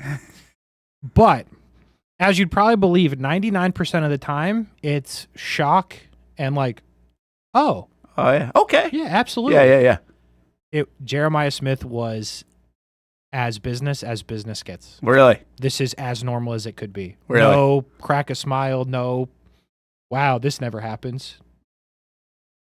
Hand it right back. Wow. And that to me says like, okay, you're in it. You've been in it. And this was like junior year. But Yeah. Like you're in it. Well, I will say this, and we talked to a lot of, I've said this a long time, probably the biggest thing that's changed in my career is it used to be, and I'm talking 15 years ago, maybe 10 years ago, I don't know when that time frame is, but go 15. When I first got to Jacksonville, let's just say, when you go interview a high school player, it was sometimes very difficult. It was the biggest challenge of somebody in my position. But I also thought it was always cool because it was genuine and you're not getting the BS. You're not getting the answer that's been rehearsed. Mm-hmm. You're getting a pretty genuine answer, and sometimes you almost would protect them from themselves because of that genuine answer. But I always thought it was very difficult. Like if you get to teach a class on journalism, go interview high school kids, and that's you're going to become a better interviewer. That ain't it anymore, man. I mean, look, we had these kids on the other day live. They're used to it. Oh yeah, they know it. Mm-hmm. They've heard it, seen it. They know what it's like. They don't mind it. This doesn't scare them. The camera doesn't scare them. A guy with a microphone doesn't scare them. Yep. The questions they've pretty much all heard. It is second nature to a kid in high school now. Now you still get the good genuine nature of high school sports, But it's much easier on people like me to interview a high school kid than ever before. That has really changed. That is probably the number one thing that I've noticed that has changed in my 25-year career is interviewing a high school kid. And it makes a lot of sense. Yeah, I mean, they're so comfortable with a camera, a microphone, and, I mean, the phone is a camera. So that's their world. Sure. They're actually more comfortable than many other people now doing it. Yes. Which is really wild. So it doesn't surprise me that Jeremiah Smith take that now on next level, that he also is aware of the surroundings. That's why Travis Hunter at 22 years old, so aware. Yes. Trevor Lawrence, so aware. Trevor was another one I just gave you, but that's not surprising. Yeah, this is not new. What I always say about those guys, and I respect them, I respect their families for this, and I respect the kids or the young men for this, is that they are forced to grow up fast. Yeah. They are really forced to grow up fast. And I've said this for years, that if you put me in that spot at my 48 years of age or 38 years of age, and that's a new arena for me, I don't know how I'm going to handle it day in, day out. So I always did this to defend a little bit of Jameis Winston. When he's 18, 19 years old, and we want him to be exactly the way Tim Tebow handled those situations. I think that's a bit unfair. Yeah. I think when you're 18, 19, 20 years old, you don't always handle... You can be 25 and 30 and not handle that kind of spotlight and understand all those things. So it's a major hat tip to the kids and the young people, young men that are able to handle it and kind of get so used to it, because that is not an easy thing. No, like going back to golf here, like Rory was on talk shows at like 7, 8 years old. And like the part that I think is hard to really, really think about, but I understand it because I'm the scum. But like, you got to consider the fact that Rory McIlroy, since age of 11, 14, whatever year you want to give it there, but under the age of 16, every single place he's ever gone outside of his house and relative's house, somebody wants to say something, ask for something, picture, autograph, I'm a fan of yours. This everywhere he goes, he has to have that interaction. Yeah. And like it's underrated to the part of, I would say 87 to 90% of the interactions people have had with Rory McIlroy have been positive. Yeah. It's a good call. And he's had like you don't just go to the drive-thru at Chipotle, because more times than not that person's like, "Oh, Rory McIlroy." And like, even though it's like quick, he had to deal with it. And that's just on that level. Oh, yeah. Like, because but like Trevor Lawrence, same deal. Like, you can't go anywhere. Ever. You're always on. You're always on. You can't. Listen, I mean, I am nowhere near that, right? But I even knew, like, especially Albany, when the kids were, I'd take them to the grocery store, and they're like, you know, they're going crazy because they're 18 months old and right. 2 years old, but I had to get out of the house, and I had twins like in the carriage and pushing one and pulling the other or whatever. And it's like, you know, you want to be whatever from a parent standpoint, but you had the idea like, all right, oh, there are cameras around here. There's somebody, like, you don't want to be acting a fool. You know, somebody couldn't know who you are. I mean, Albany, New York on TV, they probably didn't, but they could. So like, you even think of it then, to that point, take that on a 5,000 times level for these guys, that everything they do. And that's why when our sit down and our conversations with Travis Hunter so far, he's like, I just be myself. I'm the same guy, cameras on, cameras off. But there's a lot on him, you know, and I was there the other day at the Dick's Sporting Goods and Hey Dudes event. And I mean, you know, these guys don't always want to be there, right? Certainly don't want to be there talking to Brent, but it's part of the thing. And even in the downtime, you kind of like watch. I do. I watch. I'm just like, all right, how engaged is he going to be in this? Getting paid to do this appearance, right? Like, this is just another thing for Travis Hunter on what could be a day off where he could be fishing instead of doing this. But he signed up for it. It's part of the deal. So how do you stay engaged? Because those 100 people in line are watching every move you make. Every move you make. And they're about to judge you, and this is their first impression of, man, he didn't look like he wanted to be there. Or, man, he was great. He was awesome. Like, he asked me how my day was, or this or that. Like, those are the things that people do. People judge. People judge for your 2 minutes, 3 minutes. The plane ride story, right? That's why that story went crazy, because he could have been just the opposite. And we have seen stars be just the opposite, like don't talk to me, right? And so I respect the heck out of that, and I think it's really hard. Really hard. Because, like, step further, the kids that were there for Travis Hunter will probably talk about that moment in 60 years. Probably. Well, we hope they do. Does Travis understand that? Probably not, right? It's hard to. Hard thing to grip. Yeah. I think it's hard to grip right now if you're Travis Hunter. I think, just like you said, like, you got to be there. You got to do what you got to do. But that part you don't understand. I do think, though, the guy like Rory McIlroy now understands that. Probably didn't understand that early. He does. Like, when we were talking about his news conference on Saturday, he was uncomfortable in it because most times in a public setting, he's been very affable. Yeah. He was not in that. He was confrontational, and he looked uncomfortable doing it because he kind of knew what was going on. He knew in real time how it was going to be perceived, right? And I think he cares about it. Now, there are some people that just don't give a damn about it. And God bless him, because if you can get to that stage, you're probably all right. But those are the ones that also make mistakes and get criticized a lot, but also getting criticized today get your brand higher and higher. Yeah. Like it really does. So whether that's manufactured or not, it does happen. You just got to be able to deal with it. So as long as you can deal with the other side of it, the criticism side of it, then it's probably going to help you in the long run. But I've said that for a long time. I really what I've said for a long time is I don't envy the major recruit. The guy that's getting by his junior year, 600 phone calls like a week from coaches just because they're doing their job and they want to bring you in. And now that's changed a little bit, maybe with transfer portal and NIL, and maybe that shrinks, whatever. But I ask almost every kid that's highly recruited, by the time they get to their senior year or signing day, I would be like, are you glad it's over? And they were like, yeah, I wish it was over like months ago. Most of them. Because everybody envies it. Everyone's like, oh, I wish people were calling me. I wish they were calling me all the time. Really, and then you're in that. Because it doesn't change. And like that part ends. Yeah. But then you get there, and you're who you are, and you deal with that part of it. The 5-star that like the media wants to talk to, and every kid in school, if you happen to be in that class, scumbag Casey's out there with mini helmets. Like, I'm serious. I just want to play Fortnite. But that never. Like, that's it. Like, look at Lagway.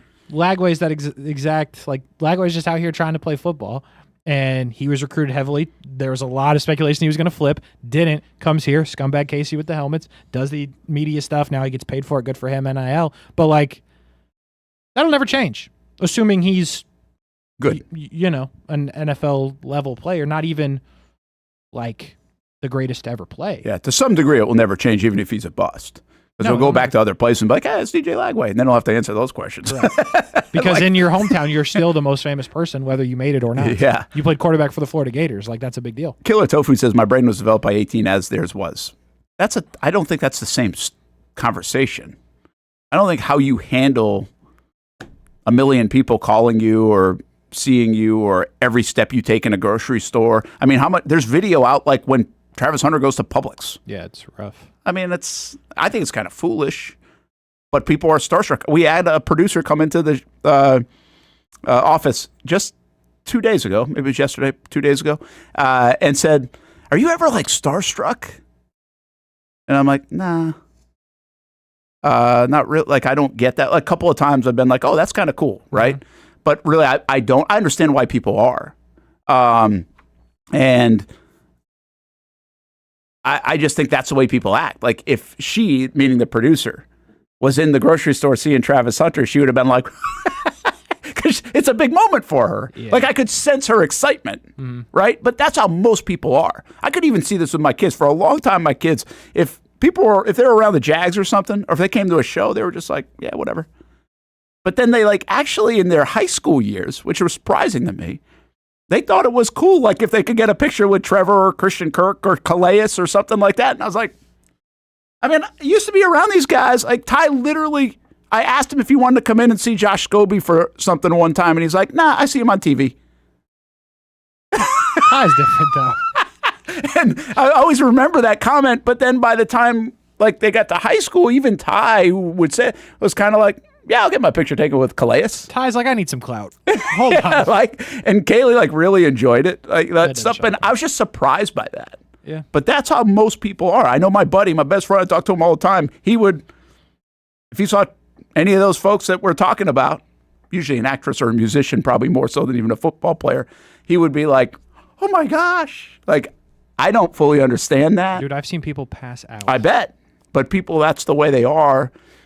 I don't know how you get It's a hard thing for me to understand even. So it'd be a really hard thing, I think, for a 22-year-old kid to understand is my point. I don't feel bad for these guys. I'm not asking you to feel bad. Yeah. I just think there's a reality to it that is that's different. But yeah, you don't feel bad for – it's hard to feel bad for anybody making that kind of money and those kind of things and are talented. I'm a believer that this is just business. I'm a believer that you kind of signed up for it when you got in this spot.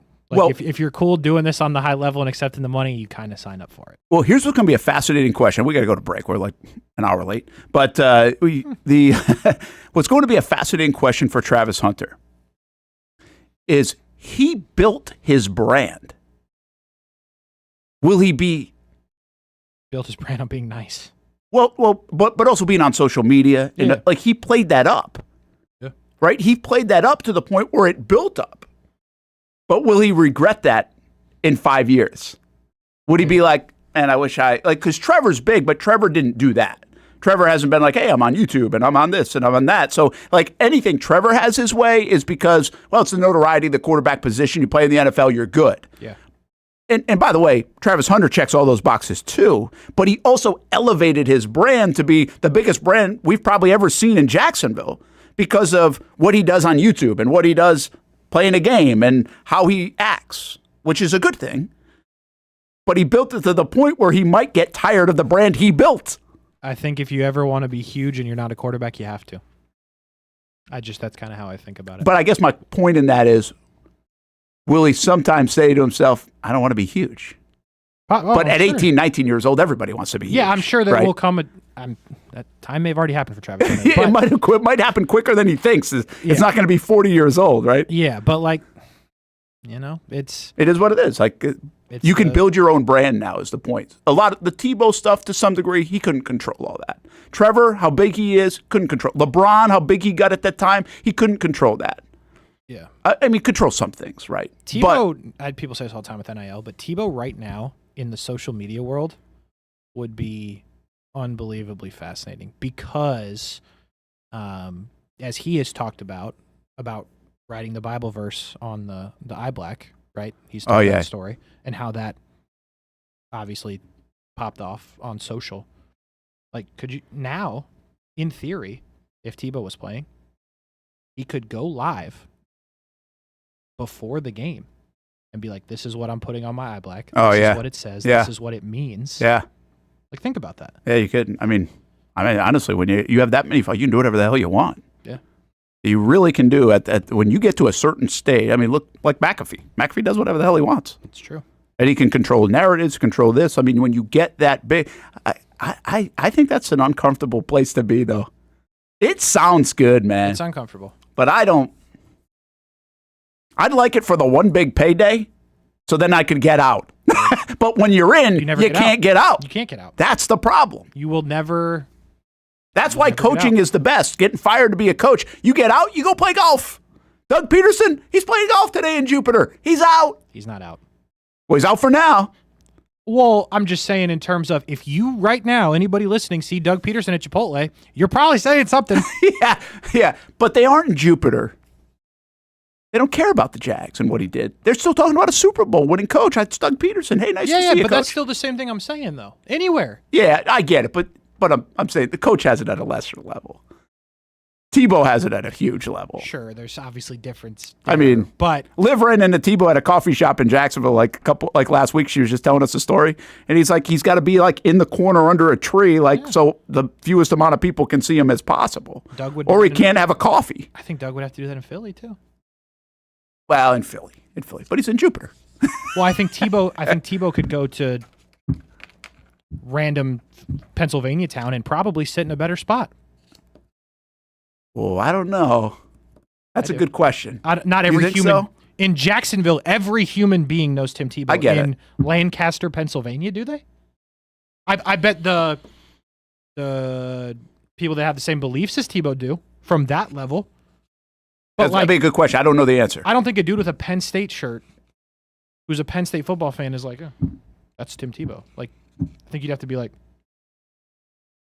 Yeah, yeah, there might be though. I don't know. I kind of differ on that. But you might be right. I mean, you know that world even better than me. But anyway, hey, I'll give you a good one on that, but I'm not saying it on the air. I'll tell you a good one. an hour on being a superstar here on the Brent and Austen show on the Action Sports Jacks 24/7 network. Hey, we've got the Jacksonville Armada home game tonight on the Action Sports Jacks 24/7 network. The ladies play tomorrow, the men play. So a double dip kind of weekend for us. 7 o'clock starts for each at EWU. Get on out there to watch the games and the matches. And both teams playing well this season, this summer. And we've had it all for you on the Action Sports Jacks 24/7 network. We look forward to that one tonight and another one tomorrow. Tomorrow's will be on the Action News Jacks Now stream. But again, you find them at the same place. And you can flip back and forth between the Armada match tomorrow night and the Jacksonville Sharks home game. We're going to talk Jacksonville Sharks because we'd like to see you down at the arena tomorrow for a big one. That's coming up next on the Brent and Austen show on the Action Sports Jacks 24/7 network. Choose your own adventure. It's not just a saying, but a way of life here at Cycles of Jacksonville. And whether it's 2 wheels or 4 wheels, at Cycles of Jacksonville, a great adventure awaits. With brands like Honda, Vespa, Segway, and Triumph, Cycles of Jacksonville has you covered with their inventory featuring a 60,000 square foot building. If 4 wheels is more your thing, check out the largest selection of Honda Talons in the entire county. No matter what you're looking for, Cycles of Jacksonville is going to have the selection you need, all with great financing and rebates. Plus, if you're active duty military, Cycles of Jacksonville will offer you 0% financing along with great discounts for military and first responders. And when you want to get off the road and set sail, Cycles of Jacksonville has you covered with everything you need to get on the water. So if you're ready for a great adventure, let Cycles of Jacksonville be your guide. Located off Atlantic Boulevard or check out their website at cyclesofjacksonville.com. It's fast-paced. Hands off on first down, and there goes Edward Vander. High fly. Wide open receiver. It's caught. Action-packed. Weekend fun. Fun for the entire family. It's the Jacksonville Sharks. I feel like anybody could play in this league. It's gotta be like backyard football, right? Whoa! This ain't the Arena League, Brent. This is the indoor league, and they play defense here. It's a lot safer to just watch the professionals play. And watching is a lot of fun. A party in the stands at the arena for kids and adults. And it's indoors. Get out of the heat for the summer and watch the Sharks shine inside. Jacksonville Sharks football, season number 15. It's the Drive for 5, and it's still alive. Get your tickets at jacksharks.com. People helping people. It's at the core of what Alive Credit Union is all about, and it's been that way for over 70 years. From the start in 1954 to today, the mission remains to inspire financial wellness and give you a financially fit lifestyle. Alive Credit Union and its employees are committed to not only serving their valued members, but also our community here in Northeast Florida. I had a chance to see that commitment firsthand as Alive partnered with our Action Sports Jacks 24/7 team to bring you Armada men's and women's soccer broadcasts. Inside the 18, it is a shot, and it's a goal! Chloe Chivers! And that connection to the community continues with Alive Credit Union's support of the Police Athletic League of Jacksonville. Alive Credit Union's commitment to our community also involves serving the financial needs of all first responders through the recent merger partnership with City and Police Federal Credit Union. Join the community and become a member of Alive Credit Union today. Find out the many ways you can be inspired in financial wellness at alivecu.coop. Baker's Sports. It's a hometown business filled with hometown people trying to make you feel right at home. Chris Conley, Jacksonville University. Walker Wright, class of 2018, West Nassau High School. Michael Young, Fletcher High School. Baker's Sports started in a grassroots way and now outfits much of the Southeast. Will Olive, Mandarin High School. Go Stangs. High school sports, travel sports, youth sports of all kinds. They are a one-stop shop carrying Nike, Adidas, Under Armour brands, and more. Vincent Caldes, Oakleaf High School. Tony Mazzio, Stanwood High School, class of 2002. Samuel Coffrin, Paxton School for Advanced Studies. Whether it's sports teams on the field or it's your team in the workplace, like our Action Sports Jacks team, and community events like the Dream 18 Golf Tournament, and many others. Cole Tilley, Hilliard High School. Reagan Webb, Eagles U Academy. Look good, feel good, play good with Baker Sports. Custom sports apparel since 1997. Shop with the hometown team at bakersport.com.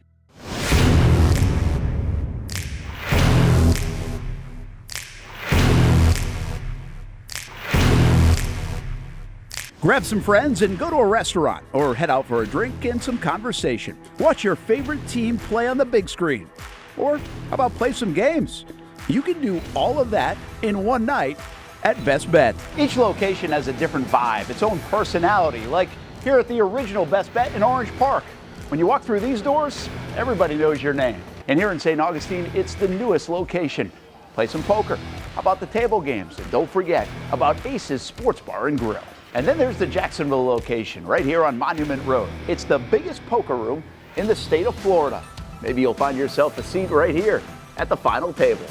Best Bet, where you can have the best of times. And that makes you always go home a winner. Try any of the 3 locations, and you can always visit bestbetjacks.com. Welcome back to the Brent and Austen Show, streaming on the Action Sports Jacks 24/7 network. All right, we got the Jacksonville Sharks, your official streaming network of the Jacksonville Sharks is the Action Sports Jacks 24/7 network. Shark Bites plays today, a different time, 3 o'clock today, and also be 1 o'clock tomorrow on the network. And, of course, a big game coming up tonight for the Jacksonville Sharks against Quad City, a team they lost to earlier in the year, a team that's right now 9-2. Sharks are playing pretty good ball at 7-4, and now the playoffs start to take shape. For Jason Gibson's team. We'll have Coach on in just a couple of moments as we are ready to roll. We got Coach? Yes, we do. Yeah, there he is. Hey, what's happening, Coach? You got a big, what's going on? Got a big one tomorrow night. They're all big at this point. They're all big. Yeah, what from your perspective, actually, I was thinking that you still got a bit to go. But, you know, in football, every game's big anyway. You only play so many. But you're 11 games in. You start playing against some of these. Last week it was the Blizzard, very good on the road. They obviously got the win. This week it's Quad City. But you do run out of time to kind of get in the position you want to be in. Does the intensity amp up? Do you feel that at practice? Do you feel that in meeting rooms? Do the guys feel that from you? How do you address it? Well, we kind of talked about going into the game. I mean, every game from here on out is a playoff game. I mean, Okay. They all matter. You know, early in the year, you know, a lot of teams were playing other teams out of conference, you know, kind of jockeying for where you're at. And, you know, this is a big game. I mean, we've got Quad City, Tulsa, Green Bay in the last 5 games. All 3 of those teams are in front of us. So those are huge. We got a chance to either be the number 1 seed. I mean, we could turn around and be 12-4 and be the 1 seed. We can turn around and be 7-9, be on outside looking in. That's what's really cool about this league. It's really great about the IFL. You know, I've been in certain leagues and I've seen teams out there. You don't want to be beating people 100-7. That's not fun. It's not good football. And so when you're in a 14, 16 team league and you're playing 16 games where you see teams jump out 5-0 and finish 8-8, just like the NFL. And you've seen teams in the NFL. I think the Jags did it one year. I think they were 8-3 in first place and fighting for, you know, number 1 seed. Next thing you know, they only make playoffs. It's a competitive league, and that's what makes it really fun. Yeah, you said it. You're right. There are a lot of good teams in the league, and we've seen that before too. In this where you just blow people out or not, but it does make it fun. But you want to win, and that makes every game kind of give you that unsettled. Probably on a Friday, like, okay, how did the week go? How are we going to respond to last week's 75-43 loss? Do you have a feel of how this is going to go over these last, 4, 5, 6 weeks? Well, I mean, I looked at it. I mean, there's a couple things. I looked at the schedule. We just got to continue to win our home games. As long as we win at home, it all takes care of itself. Okay. It does. You know, especially we got 3 of the last 5 at home. You got to win those games regardless. I say it all the time, whether you're playing Quad City or playing the Kansas City Chiefs. We've played really well at home this year. We've only lost 1 game. Probably shouldn't have lost that one. So for me, that's a huge advantage when I look at the schedule. I would feel a lot better. I feel a lot worse if it was 2 home games and 3 on the road. Yeah. But it's flipped. So that's, number 1. Number 2 was I saw this little 3-game set on the schedule before the season starts. Arizona, Green Bay, Quad City. I saw that game set like back to back to back. And I thought, you know what? Worst case scenario, we come out of those 3 games 2-3. We're in a really good spot. And right now we're sitting, we split them. We beat Arizona at home, then we go on the road. We're just not playing well on the road. And we lose to Green Bay by 1 or by 100, doesn't matter. It's still a loss. And so now we're coming back home against Quad Cities for a chance to fulfill that. If we pull 2 out of 3 out of those games, we're really in a good position going forward. So, a lot of ball left, a lot of teams playing each other that's going to beat each other up with, Tulsa, Green Bay, Quad Cities, and Mass. They're all playing each other. We're all playing each other the last 5 weeks. So it makes for games that really, really, really count. Yeah, I appreciate that coming from you, too. I mean, I know a lot of people that we deal with are like, hey, we just want to win them all. But I think that is the reality of it, especially when you go on the road. You have a stretch like this. If you can win 2 out of 3, that puts you in a really good spot. So this becomes that pivotal swing game, even in the way you kind of looked at this when the schedule came out. You mentioned the road, and it's hard to play on the road, I think, in this league for various reasons. The travel that you have, some of those are long trips, but these guys, this is a group that you have together, but I mean, some of these guys they got family stuff, they got part-time job stuff probably as well. Like, are there more challenges to getting your team ready on the road in this league than maybe like a normal college team or pro team would encounter? I don't know. Just playing on the road's hard.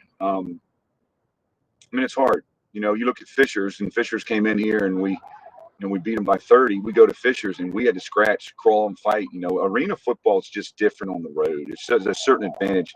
There's an old saying in indoor football: the second you walk in the building, you're already down 14-0.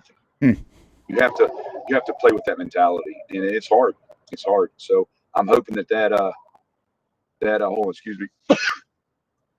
I'm hoping that philosophy holds true with Quad Cities coming in.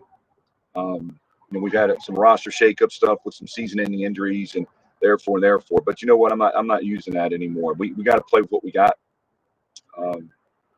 It's been a roller coaster season. It's kind of fun, I mean, I look at Fishers. They start the season out 2-0, and everybody's excited and fired up for them. And next thing you know, they're 2-9.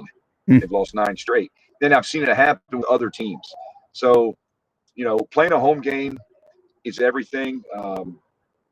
Quad's a good team, but so are we.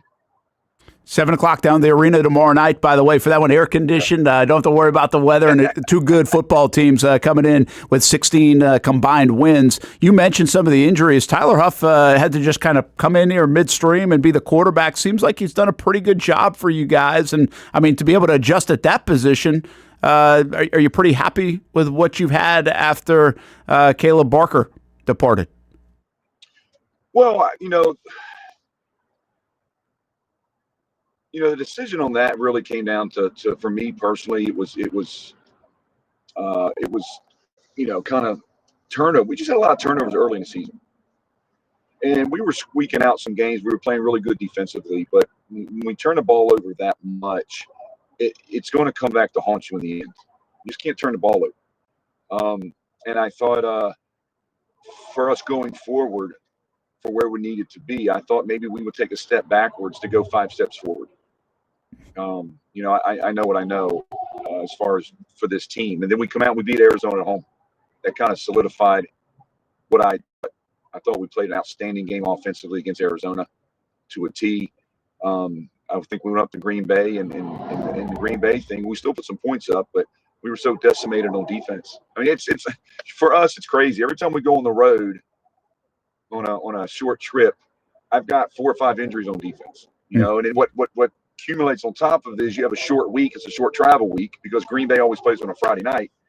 We played the Mass game on a Thursday night, so you're losing a day or 2 of practice. You're trying to get new players in, and it just puts you at a hard disadvantage. And I'm tired of having that excuse, to be honest with you. We just gotta, figure out a way. But from a quarterback standpoint, Huff is an explosive player. It's just an explosive player. And when you look at what he's done, he's almost 78, 79 completion percentage. That's unheard of. He's already number 2 in the league in rushing. I think he's the top scorer per game in scoring points per game in the league. And when you start putting all that together, and we're starting to get guys back on defense, we'll get Chris Rice back, we'll get John Huggins back. I mean, you're not just talking about middle of the road players. You're talking about upper echelon defensive players that are out that we'll get back. So I like where we're at. I like who we have. I like where we are as a team. Well, Huff's a winner too, man. He's won pretty much everywhere he's been, so he's a nice guy to be controlling the football for you. I think we talked about the road and home, and I get the difference here with Quad City, but is there a bigger difference now? That was way early in the season. Is there something schematically? I mean, you got a different quarterback. You obviously have different players healthy and not healthy on both sides of the ball. How do you view that game that you already played against them on the road versus what we could see tomorrow night? How different, how similar? I think it goes down to one thing, and I mean, you know this from NFL. You can't turn the ball over. Right? You just can't turn the ball. We had 4 turnovers that game. That's 28 points. 28 points on turnovers. The first 2 drives of the game, when you're on the road, that was a big game. That was for first place at the time.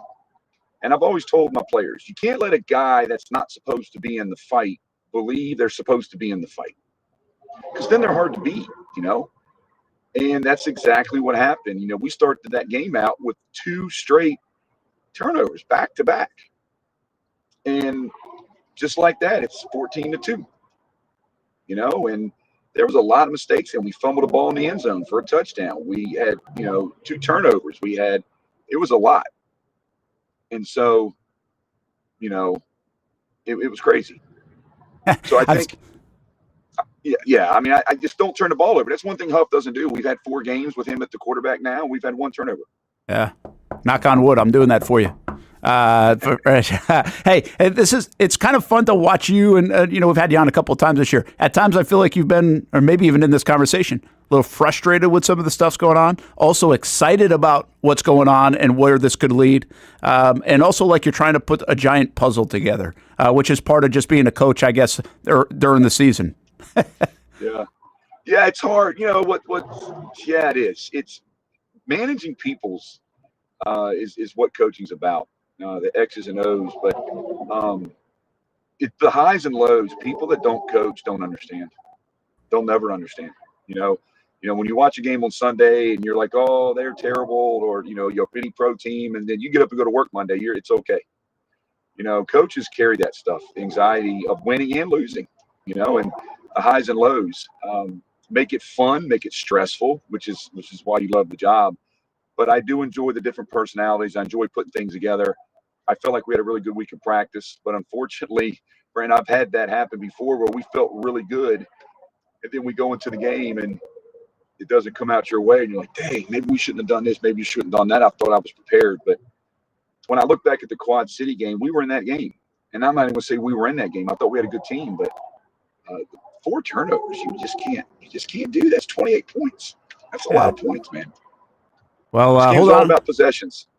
Well, hold on to the football tomorrow and get a win. I'm a little anxious right now about you pulling out back on the highway after watching all those 18-wheelers drive by. So thanks for taking a few minutes with us. I had to pull over, man. My wife, if I was on the phone driving, my wife would not only would she kill me, maybe I'd kill myself. So, yeah, that's a good thing. I love your show, man. I really appreciate what you guys do. You guys do an outstanding job, and I appreciate what you do for the Sharks. It's going to be a raucous crowd Saturday night. I can't wait. I think my biggest joy is our crowd is so good, especially when we go to other arenas and other places, that I enjoy watching the new players and visiting teams react to that atmosphere, man. It's like a gladiator in an arena, and our fans are just Jacksonville fans are the best. They are the best, and it's fun. It's fun to see our players' reaction. That's awesome. Star Wars night. Are you a Star Wars fan? Do you hide a jersey? You steal a jersey, by the way, after this night, or what? No, that's for the fans, but I'm a huge Star Wars fan. I mean, you have no idea how big of a Star Wars fan. So when I see the Legion, I can't remember what Legion is, but the Sharks do a great job of bringing in like authentic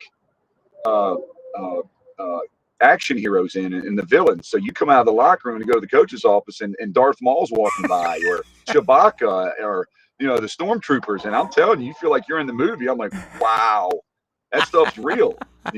I see one guy comes in dressed like the Emperor. I'm scared to death. Well, play the role tomorrow in the movie. Be the hero and get the win. All right. Good luck, man. Yeah, I need the Force to go. Force will be with us, so we'll be good. Thanks, man. Appreciate you. Thanks, man. Bye. All right, that's Jason Gibson, the head coach of the Jacksonville Sharks. It is Star Wars night tomorrow, 7 o'clock. Good to have Coach on, and you can feel it all right there, man. He's living it, and he's right in the middle of it, and they are 7-4. So Sharks are kind of right where they need to be. where you need to be tomorrow night is at the arena or on the network this afternoon. I know it says Fridays at 7 o'clock. We have the Armada game tonight, so we moved the Shark Bites show to 3 o'clock this afternoon and 1 o'clock tomorrow. Plus, you can find it at actionsportsjacks.com if you read our preview article about the Jacksonville Sharks game tomorrow night with Quad City. And then we will have the game tomorrow night on the network if you can't make it down. But again, Star Wars night, you want to be a part of it, get down there. Just hit jacksharks.com to be a part of it. And then what we did the last couple of weeks is we've been replaying the Sharks games next week. So we'll replay the game usually around like 10 o'clock at night for a 3-hour window. And so if you missed it, you can catch it and also read more about it and see more about it at actionsportsjacks.com. That's how the network works. We got the Sharks. We've got the Armada. We've got a busy weekend here on the network. We've got an hour more to go and take you until 1 o'clock to help finish off the week. Austen Lane rejoins us from South Florida. We get back into some football, a little bit more NBA as well. Just part of the fun here on a Friday. When it's time to get a new car for anyone in your family, just remember, nobody but Nimnick, the #1 Buick GMC dealer in Jacksonville. Get the latest price breaks on 2023 and 2024 models or the newest 2025 vehicles in the showroom on Phillips Highway or shop online at nimnickbuickgmc.com 24 hours a day. GMC Sierras, Yukons, and the redesigned Acadias, or get the all-new redesigned line with Buicks. It's nobody but Nimnick, and part of the reason why is this is a first-class buying experience here at Nimnick Buick GMC. You're not just a customer, you're a friend. This is about getting a vehicle that best fits you and getting you on the road, and also helping you and your family down the road. Nimnick has a treating you right guarantee, courtesy, respect, fairness. And most Buicks, GMCs, and Jacksonville's only Car Bravo dealer, nobody but Nimnick. Who has put in the most years and stands behind a better experience? Nobody but Nimnick. GMC. We are professional grade. If you look good, you feel good. And the medical professionals here at Ponte Vedra Vein and Aesthetics are here to make you feel your best. I'm on camera every week, and I have a confession to make. I'm not always confident in my appearance. Can you see my dark circles? Is my makeup highlighting my fine lines instead of covering them up? I question it all. So when I found out about the wide variety of procedures here at Ponte Vedra Vein and Aesthetics, I knew help was just one appointment away. Medical Director Dr. Megan Deacon-Casey and her board-certified physicians have been using the latest in cutting-edge technology for the last 10 years, giving men and women their personal confidence boost. From Botox, fillers, Morpheus 8, and so much more. The hardest part was figuring out what I needed. Thankfully, the medical team walked me through what would work best for me through a free consultation. Come look and feel your best with the team here at Ponte Vedra Vein and Aesthetics. Visit them at one of their 2 locations, either over in Ponte Vedra or on the south side. I've been telling you about CGC Water Treatment and Plumbing for a long time now. Their drinking water systems remove up to 99% of contaminants. We've had a Connecticut water softener and drinking water system in our home for more than 7 years. You can see the difference whether you're washing clothes, the dishes, or what I like to do most, fill this up for some coffee every morning, and mostly all day. Remember, if you're not filtering your water, you are the filter. Don't be the filter. Right now, you can get a free Connecticut reverse osmosis system with a purchase of a Connecticut Premier Softener. The experts at CGC Water Treatment and Plumbing will test your water for free and determine your water score. Don't know your water score? CGC will find out and recommend the appropriate Connecticut water treatment solutions so you can improve it. Call 904-552-1242 or visit cgcwater.com. Ask about our 90-day love it or leave it guarantee. CGC Water Treatment and Plumbing, an authorized independent Connecticut dealer. Florida license number CFC 1432579.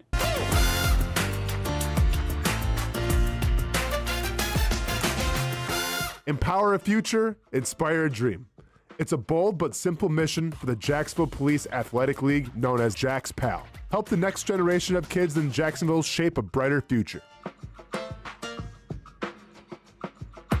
Their after-school programs, teenage leadership programs. There's community outreach. This has been just an awesome opportunity to be out here with my colleagues and do something good for the community. It's really been an interesting opportunity to just see everybody work together in a way that we don't normally in the office. And there's sports.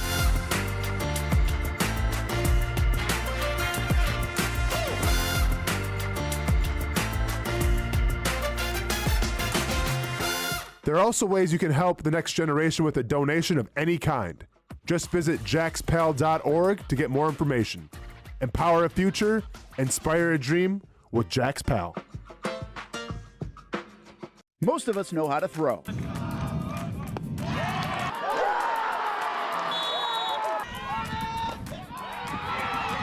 But you need to know what to throw. I'm not talking about footballs, baseballs, softballs. We're talking about those items you need to recycle.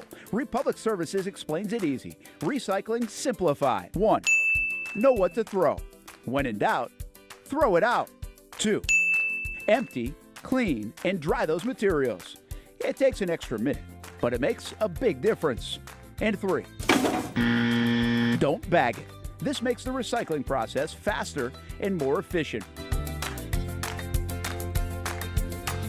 This is a look at the Republic Services North Florida Recycling Center. You can make this process even more efficient. By utilizing those 3 steps, Republic Services can help you become a better recycler in your home. Learn more at recyclingsimplified.com. Welcome back to the Brent and Austen Show, streaming on the Action Sports Jacks 24/7 network. All right, so what do we got? We got LSU and the Chanticleers. Coastal Carolina. Everybody rooting for Coastal Carolina? Win the World Series? Yes. You know what's funny about this? I think I'll be watching. I think I'll be kind of locked in, because I really do enjoy college baseball. But I get a little bit like this with the NCAA tournament, and I don't know if everybody else does. I like the volume. Volume's good. Right? The volume of, hey, flip around, or, hey, check this. Like, almost, in baseball, with the way it starts, it's almost hard to follow the first weekend.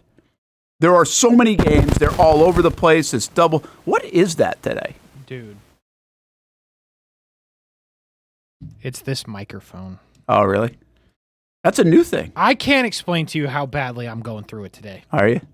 You're pushing. You're getting through it. Like, overall, it's okay. Like, I've just heard that like a few times. I'm like, well, I what can't is that? move. Like, the problem is I can't move, and like it's loose somewhere. Yeah, it sounds like it. Anytime I touch the desk, it moves. The other problem is every time I transition scenes, it locks up for like 8 seconds, and I'm like, okay, we're not on. Oh, yeah, and then it works itself through every time. Interesting. But like, I know at some point it's going to restart. So hey, the network has the Fridays. See right here. Look what it just did it. You talked it. You spoke it into existence. Hold on. Let's see. There you go. We're back. You spoke it into existence. I can't do anything. I can't click I have to do it again. That's wild. I got to move scenes. We got to do a show here. Yeah, that's interesting. Oh. A debacle.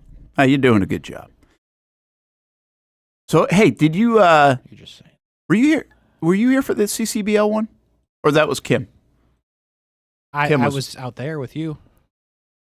Oh, yeah, you were here. Oh, yeah, not right away, but toward the end of the third base coach interview and stuff. Yeah, I'm that's aware right. of what happened. Well, so Noah Schlicksup, he's doing the social media for the CCBL. Oh, so cool. he's pushing stuff out there. And he texted me this thing last night. I don't even know if we could. Well, I wouldn't grab anything off it right now, not with what's going on. But you can check it out at the Coastal Collegiate Baseball League. And I didn't realize this, that he had given the guys that we interviewed a word or two to sneak in during the interview. He does this. Yeah. So I didn't know he did this. Yeah, he did it with Matt Davis of the Jacksonville Jumbo Shrimp. Oh, did he? Recently, and I saw that video on TikTok. Saw it organically, and I was like, is that Noah? I went back. I was like, what's going on here? Yeah, but he gave Matt some words to work into the broadcast, and they did them. That's a fun thing. And, so he shares it with me, and it came out good. So it's on Coastal Collegiate Baseball League with our show. And, once he said the words, I saw the words, I was like, oh, I think they got that in, or I couldn't remember one. So then I was listening to it. But it was just kind of a fun deal. Good for Noah. Yeah, that's a good creative way to do it. But I told him last night, I was like, oh, that's really interesting, because when I worked in Louisiana, my first job back in 1999. Weather? I did a little weather there. But our sports director, he was in a theater group. And really? Yeah, I don't know if I think he did a lot of behind the scenes stuff. But anyway, he had a theater group that he would go act in plays and stuff like that. And his theater group, I don't know if it was every night, but it was definitely multiple times a week, would text well, I guess it wouldn't be. They would call. I think they would call in a word that he had to use in the sportscast. So very similar. And so I've always thought, I was always kind of enamored by that. Yeah. And there have been multiple times, I was telling this to Noah yesterday, I was like, multiple times in my career where I've thought about that and was like, this would be a cool thing to do on TV, right? To have to incorporate a word. And I always felt like maybe it'd be a way to get like kids or something, younger people, to watch the news and enhance vocabulary and have a fun game to play while you're doing it. This feels like a Dan bit, potentially, for the TV. See, but here's... But I think anybody, briefly, on this show, like, but it's in a different way. Instead of you sending us a word that we've got to use, we pick a word of the week that we use multiple times. And if you can figure it out... That's pretty good. You get it. So I'm just not sure the full execution of it, but I feel like that's a good bit, and Noah is doing a good job with it. So, hey, Noah, by the way, I'm just not stealing it. This came from 1999, Bill Bush in KLAX, Alexandria, Louisiana. Stealing the bit. But I do think it could be fun. Like, it's a fun deal. So here's what's interesting about it. Like, I think what makes it difficult for like how Noah did it, or how, Noah did it twice actually with the players and with Matt, is like you don't really have time to think about it. Like he just says it to you. TV, like, if you know the word more than 3 minutes before, you can probably figure out where to put it. Like the only way it works on TV is like as you're walking in the studio, I'm like, hey, flabbergasted's the word. Because if you have time to put in your script, who cares? Or even know what you're doing, right? It'd almost be like the producer as the open's playing. Hey, Brent, you got to work unbelievable in here. Yeah. No, I get it. I feel like when he did it, this was back in Louisiana, I feel like it was a pretty obscure word. Well, yeah, right? It would be. I just can't think of anything really. And like the way Noah did it, like he told the first baseman chicken was the word, right? So he had to fit it in. So that's a cool way to do it. But I have envisioned this like brief. I do this a lot, by the way. I get like, in case he knows this, I get an idea and I'm just like, I can't get it to the finish line. Yep. And the way I've kind of envisioned it is almost like this, when you would say it, it would potentially pop up and like a Scrabble like looking type of thing. Interesting. And see, that's the way let's just say it was an elementary school that gave you the word, or a school of some kind that gives you the word. That's their connection to you in that sportscast. They're like, I said it, right? Like at home. Like, I think that would be a cool thing.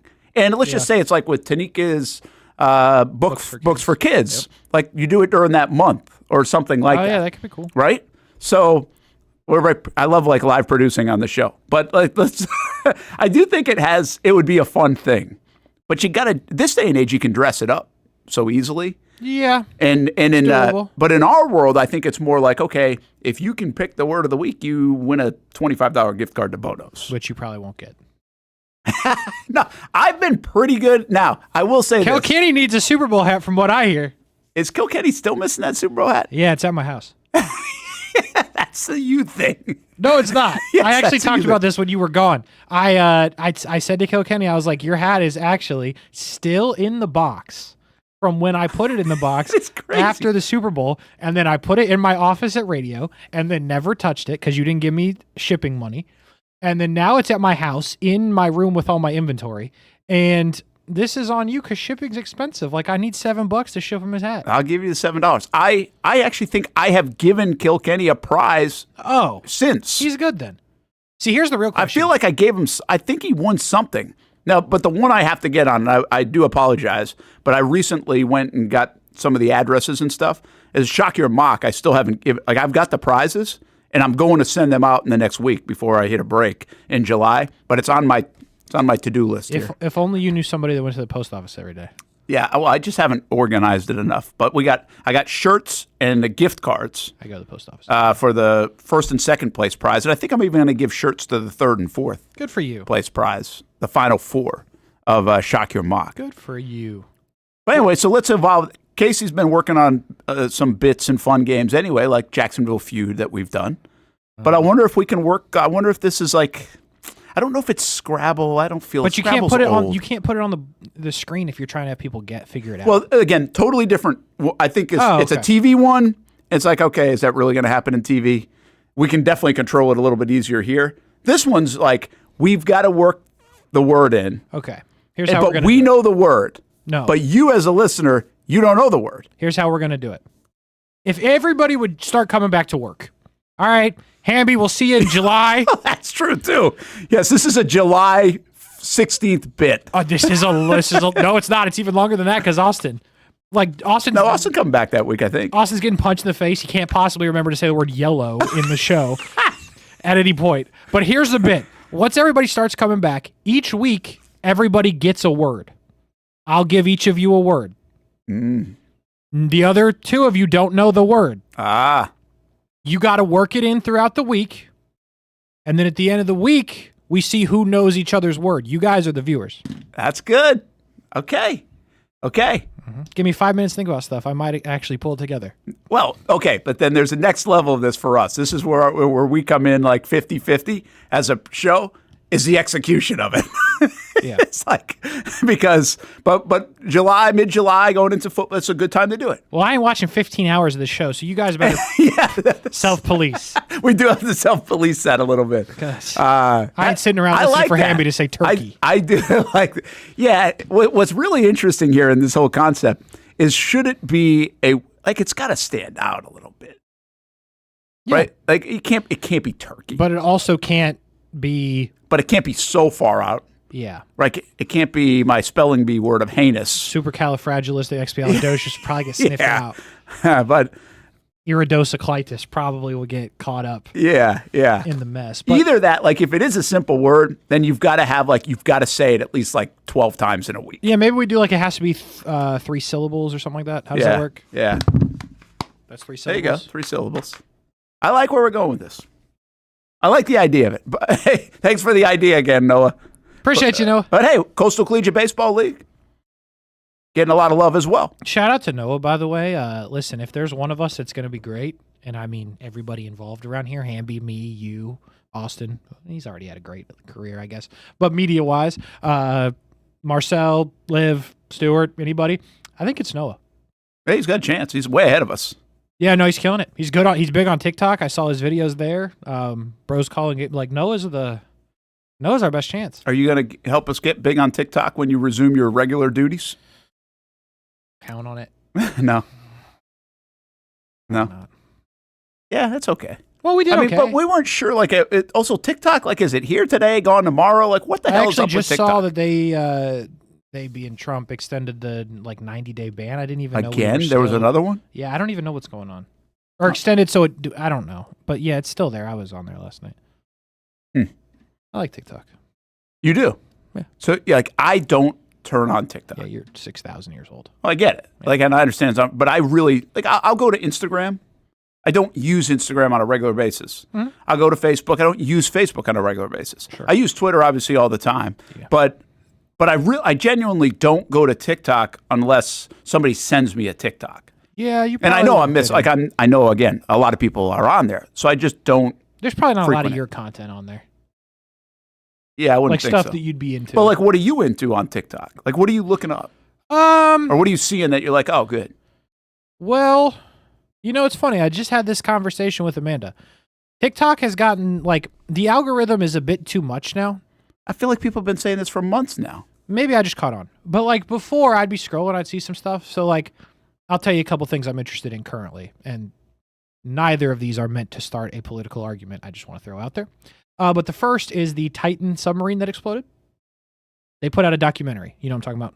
They tried to go to the Titanic. Oh, yeah. It exploded, yeah. So they put out a documentary. The documentary, wow. It's on Netflix now that I do want to watch, but I can't find like 3 hours of straight time to watch it because I can't watch like 30 minutes of a doc and then come back in 2 days.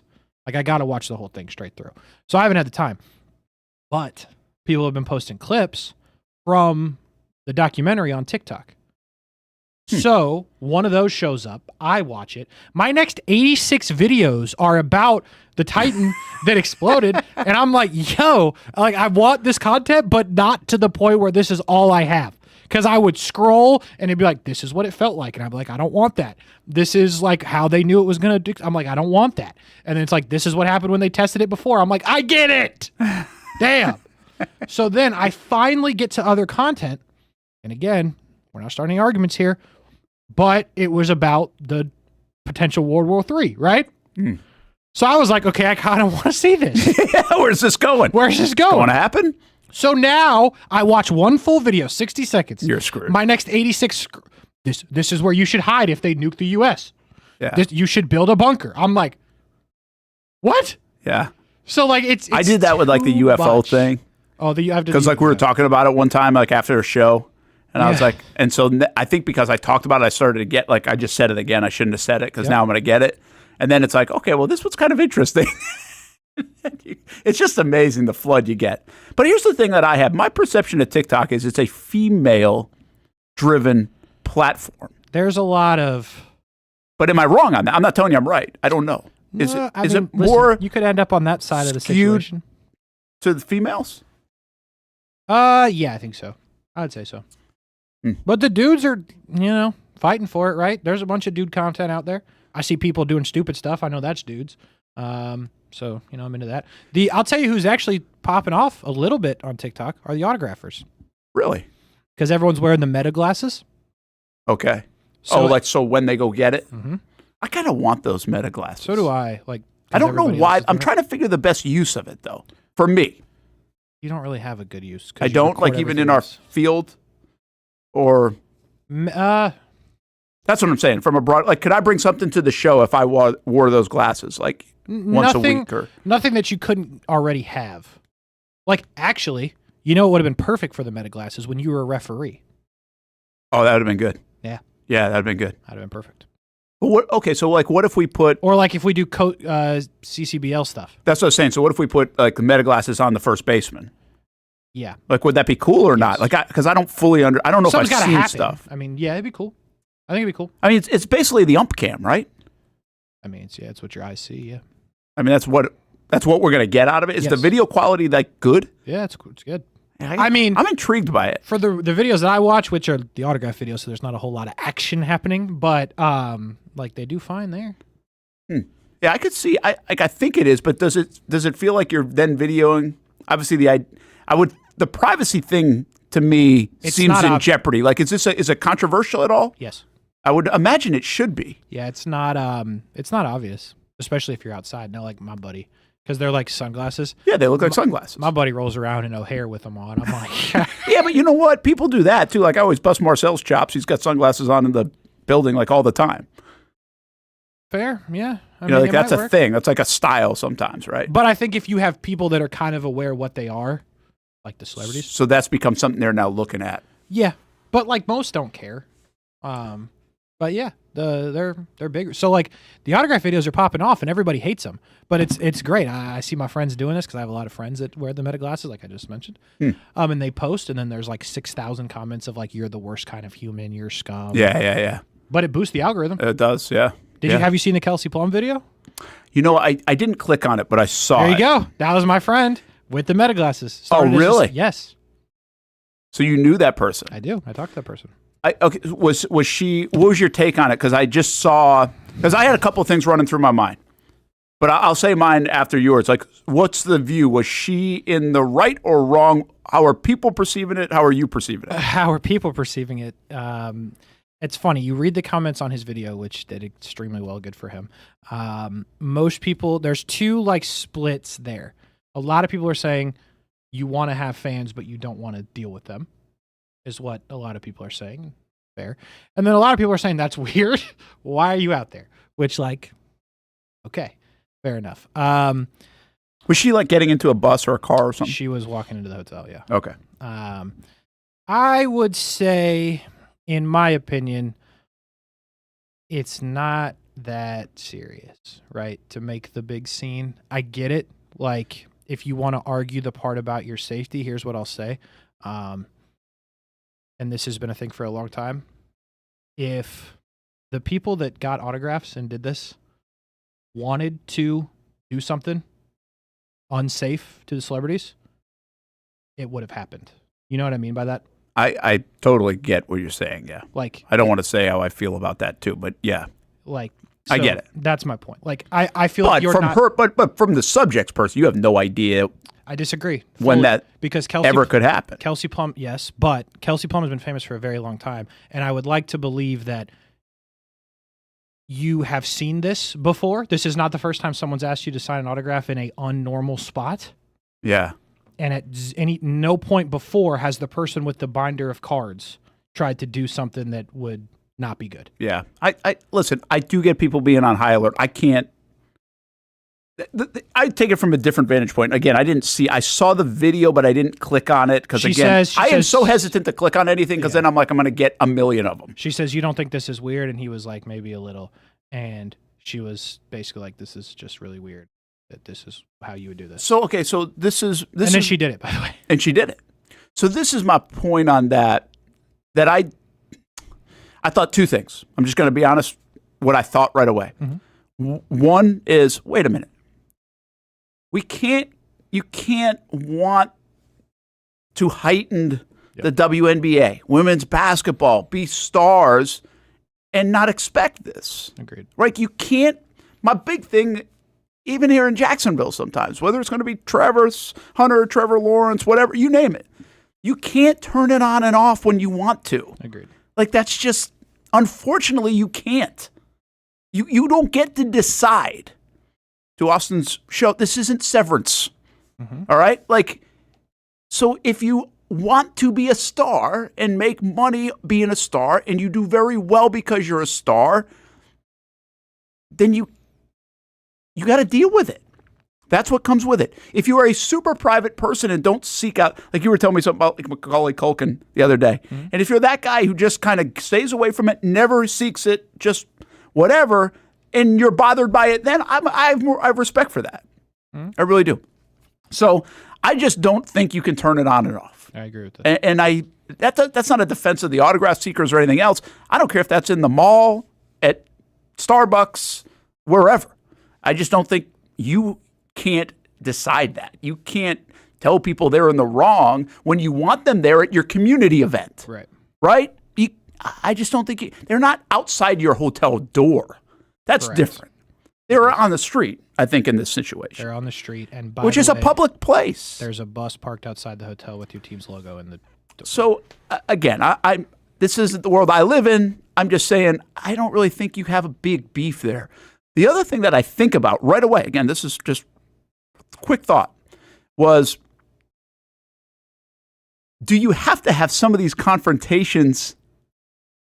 If you're some WNBA players, maybe it's Caitlin Clark, maybe it's Kelsey Plum, whoever, some of the stars, maybe Angel Reese, to get it heightened even more to the degree. Like, because, again, polarization, good moments and bad moments help raise the level because, look, we're talking about it for a few minutes. And that's just us in Jacksonville, but you get that on First Take or you get that on wherever else. Now you keep building.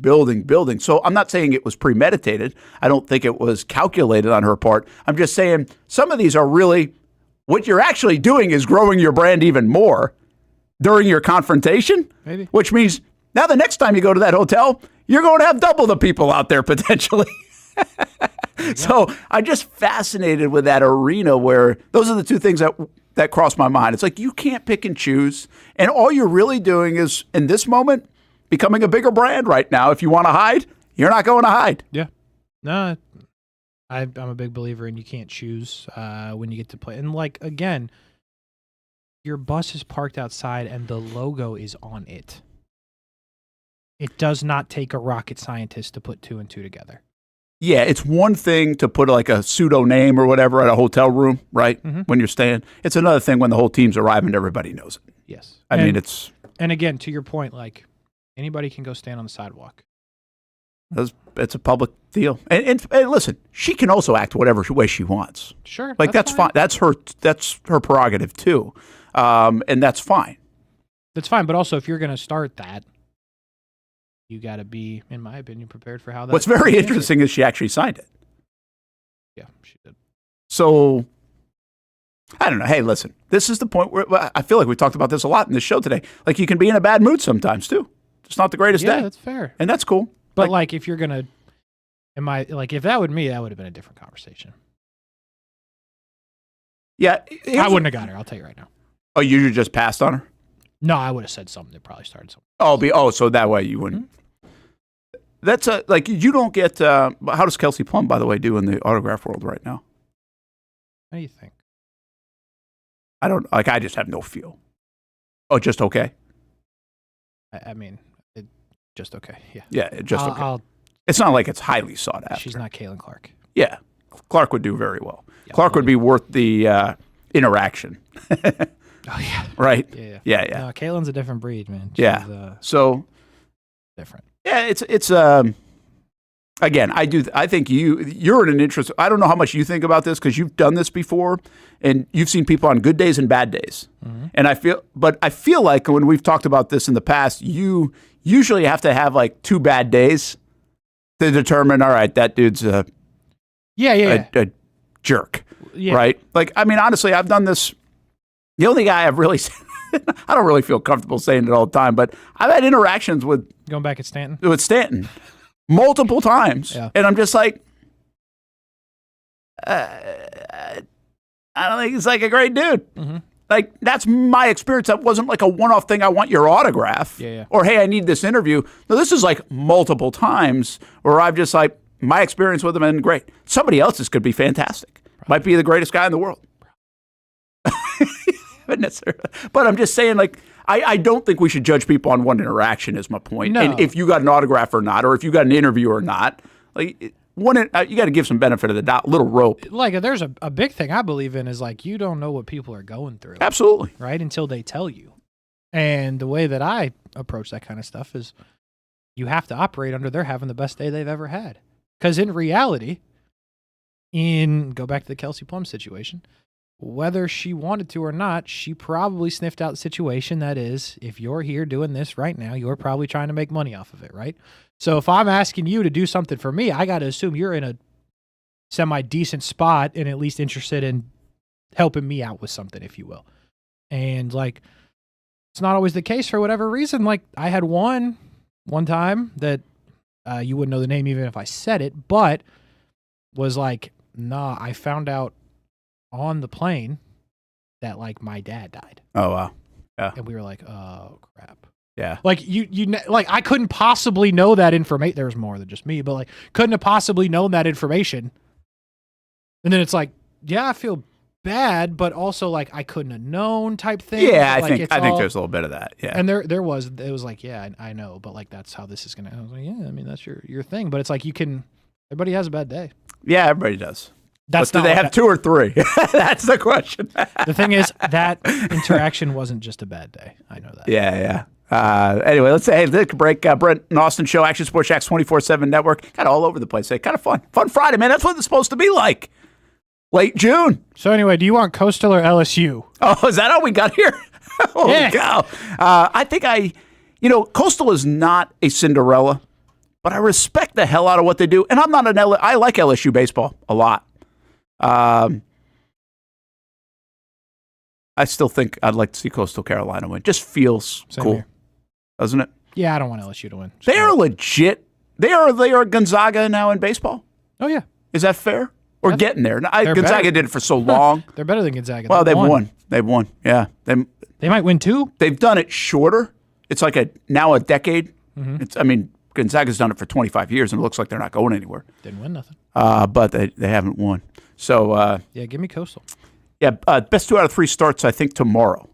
I think it's a Saturday, Sunday, Monday, if needed. Which means pitching's rested and everything else. Well, Coastal hasn't played at that point for 3 days. And Coastal's really happy they don't have to see that Arkansas pitcher. Well, I tell you what, yeah. All right, we'll be back. Put a bow on the show. Austen down South Florida. We'll get to him and take you until 1 o'clock here on the Action Sports Jax 24/7 Network on a Friday.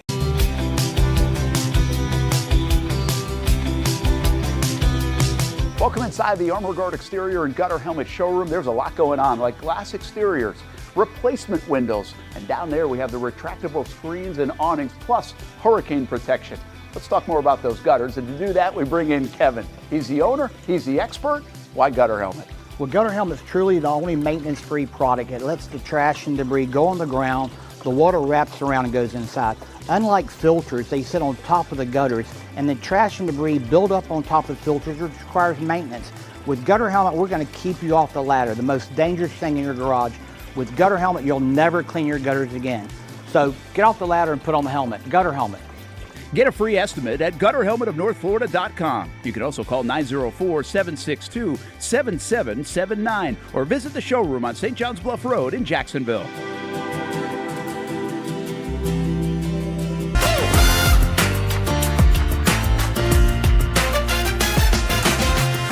Empower a future, inspire a dream. It's a bold but simple mission for the Jacksonville Police Athletic League known as Jax PAL. Help the next generation of kids in Jacksonville shape a brighter future. Their after-school programs, teenage leadership programs. There's community outreach. It's been just an awesome opportunity to be out here with my colleagues and do something good for the community. It's really been an interesting opportunity to just see everybody work together in a way that we don't normally in the office. And there's sports.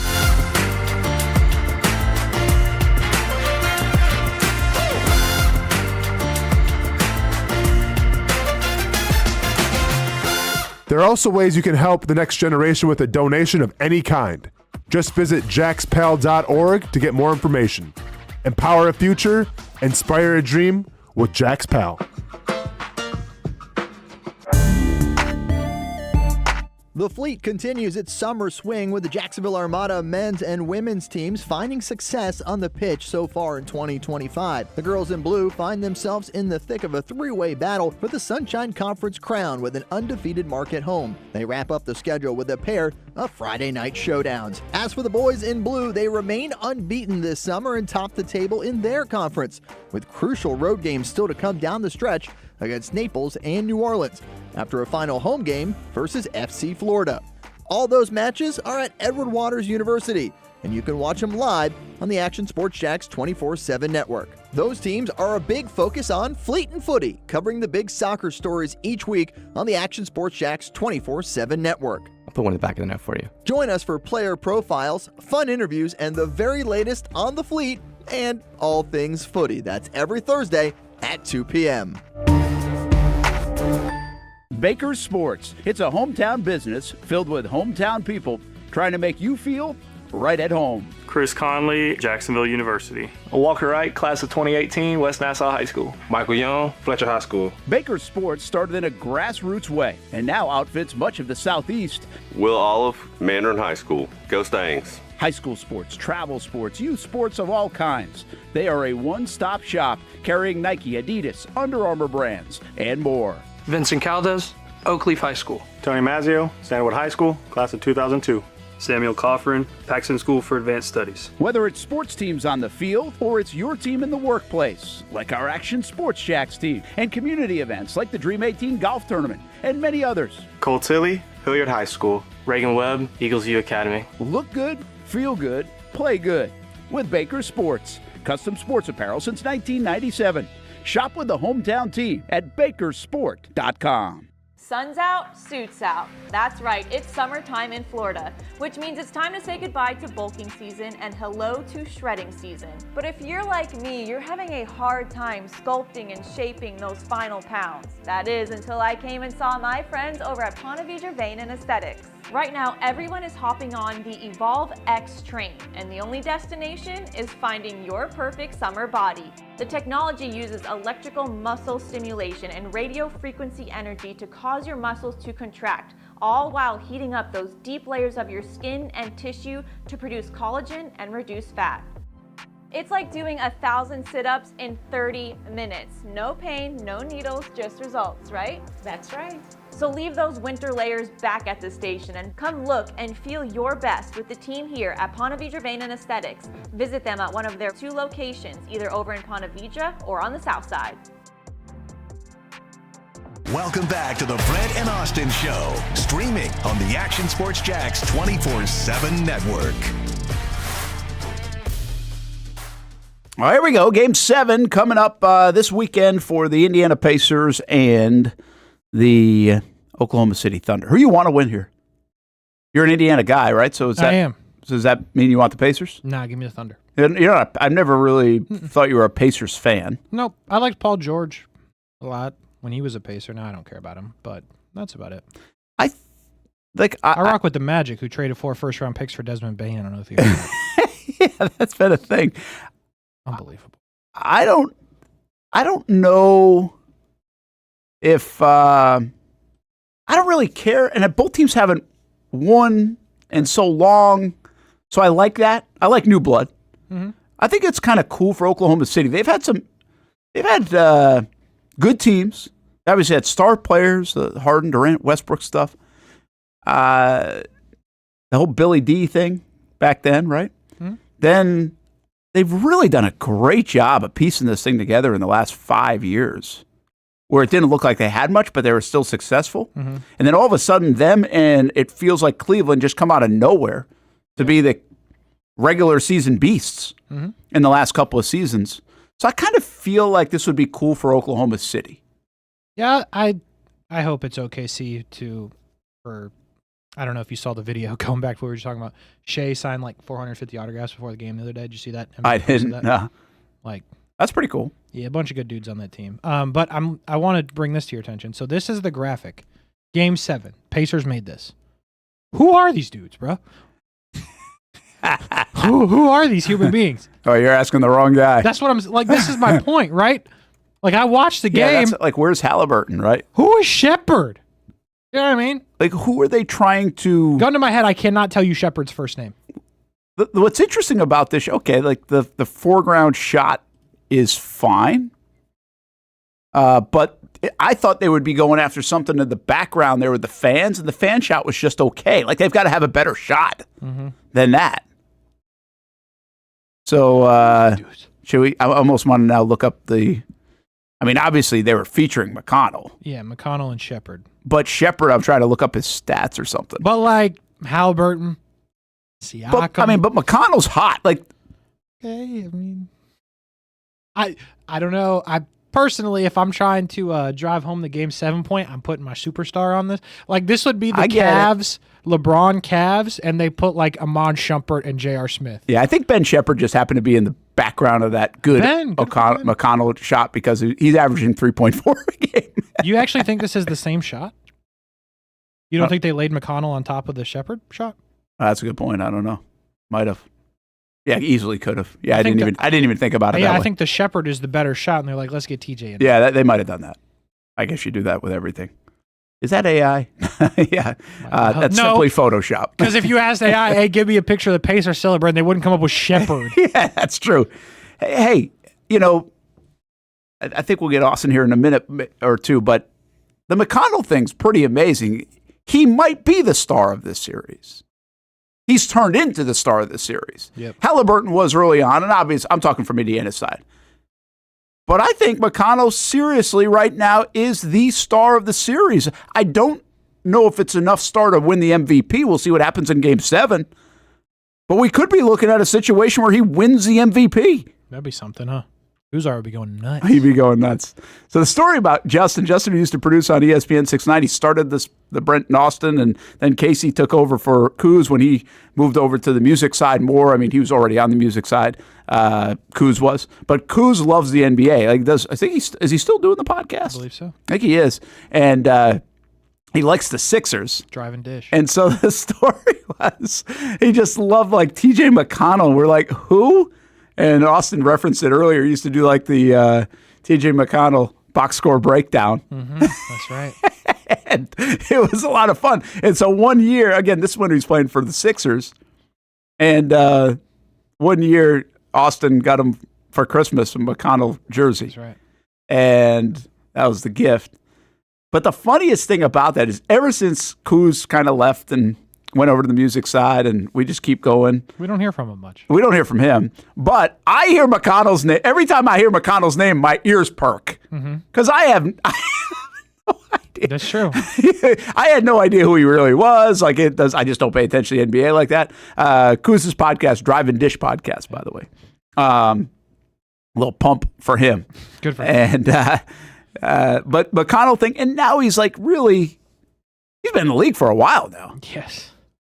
Yeah, but like every time I see bro still in the league, I'm like, Kuz has to be fired up. Yeah, like I don't know of many players that I think of. Again, I'm not talking star players.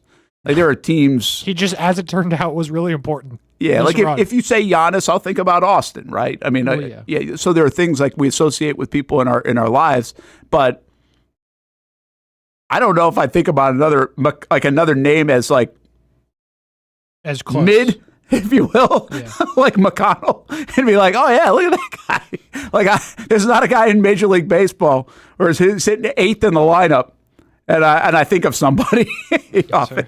So the McConnell thing's funny to me, and I don't have good examples of this, but it's kind of got me thinking: are there more examples of a guy like McConnell in big time championship settings? I mean, if you go back to the Super Bowl, there's Timmy Smith kind of stories.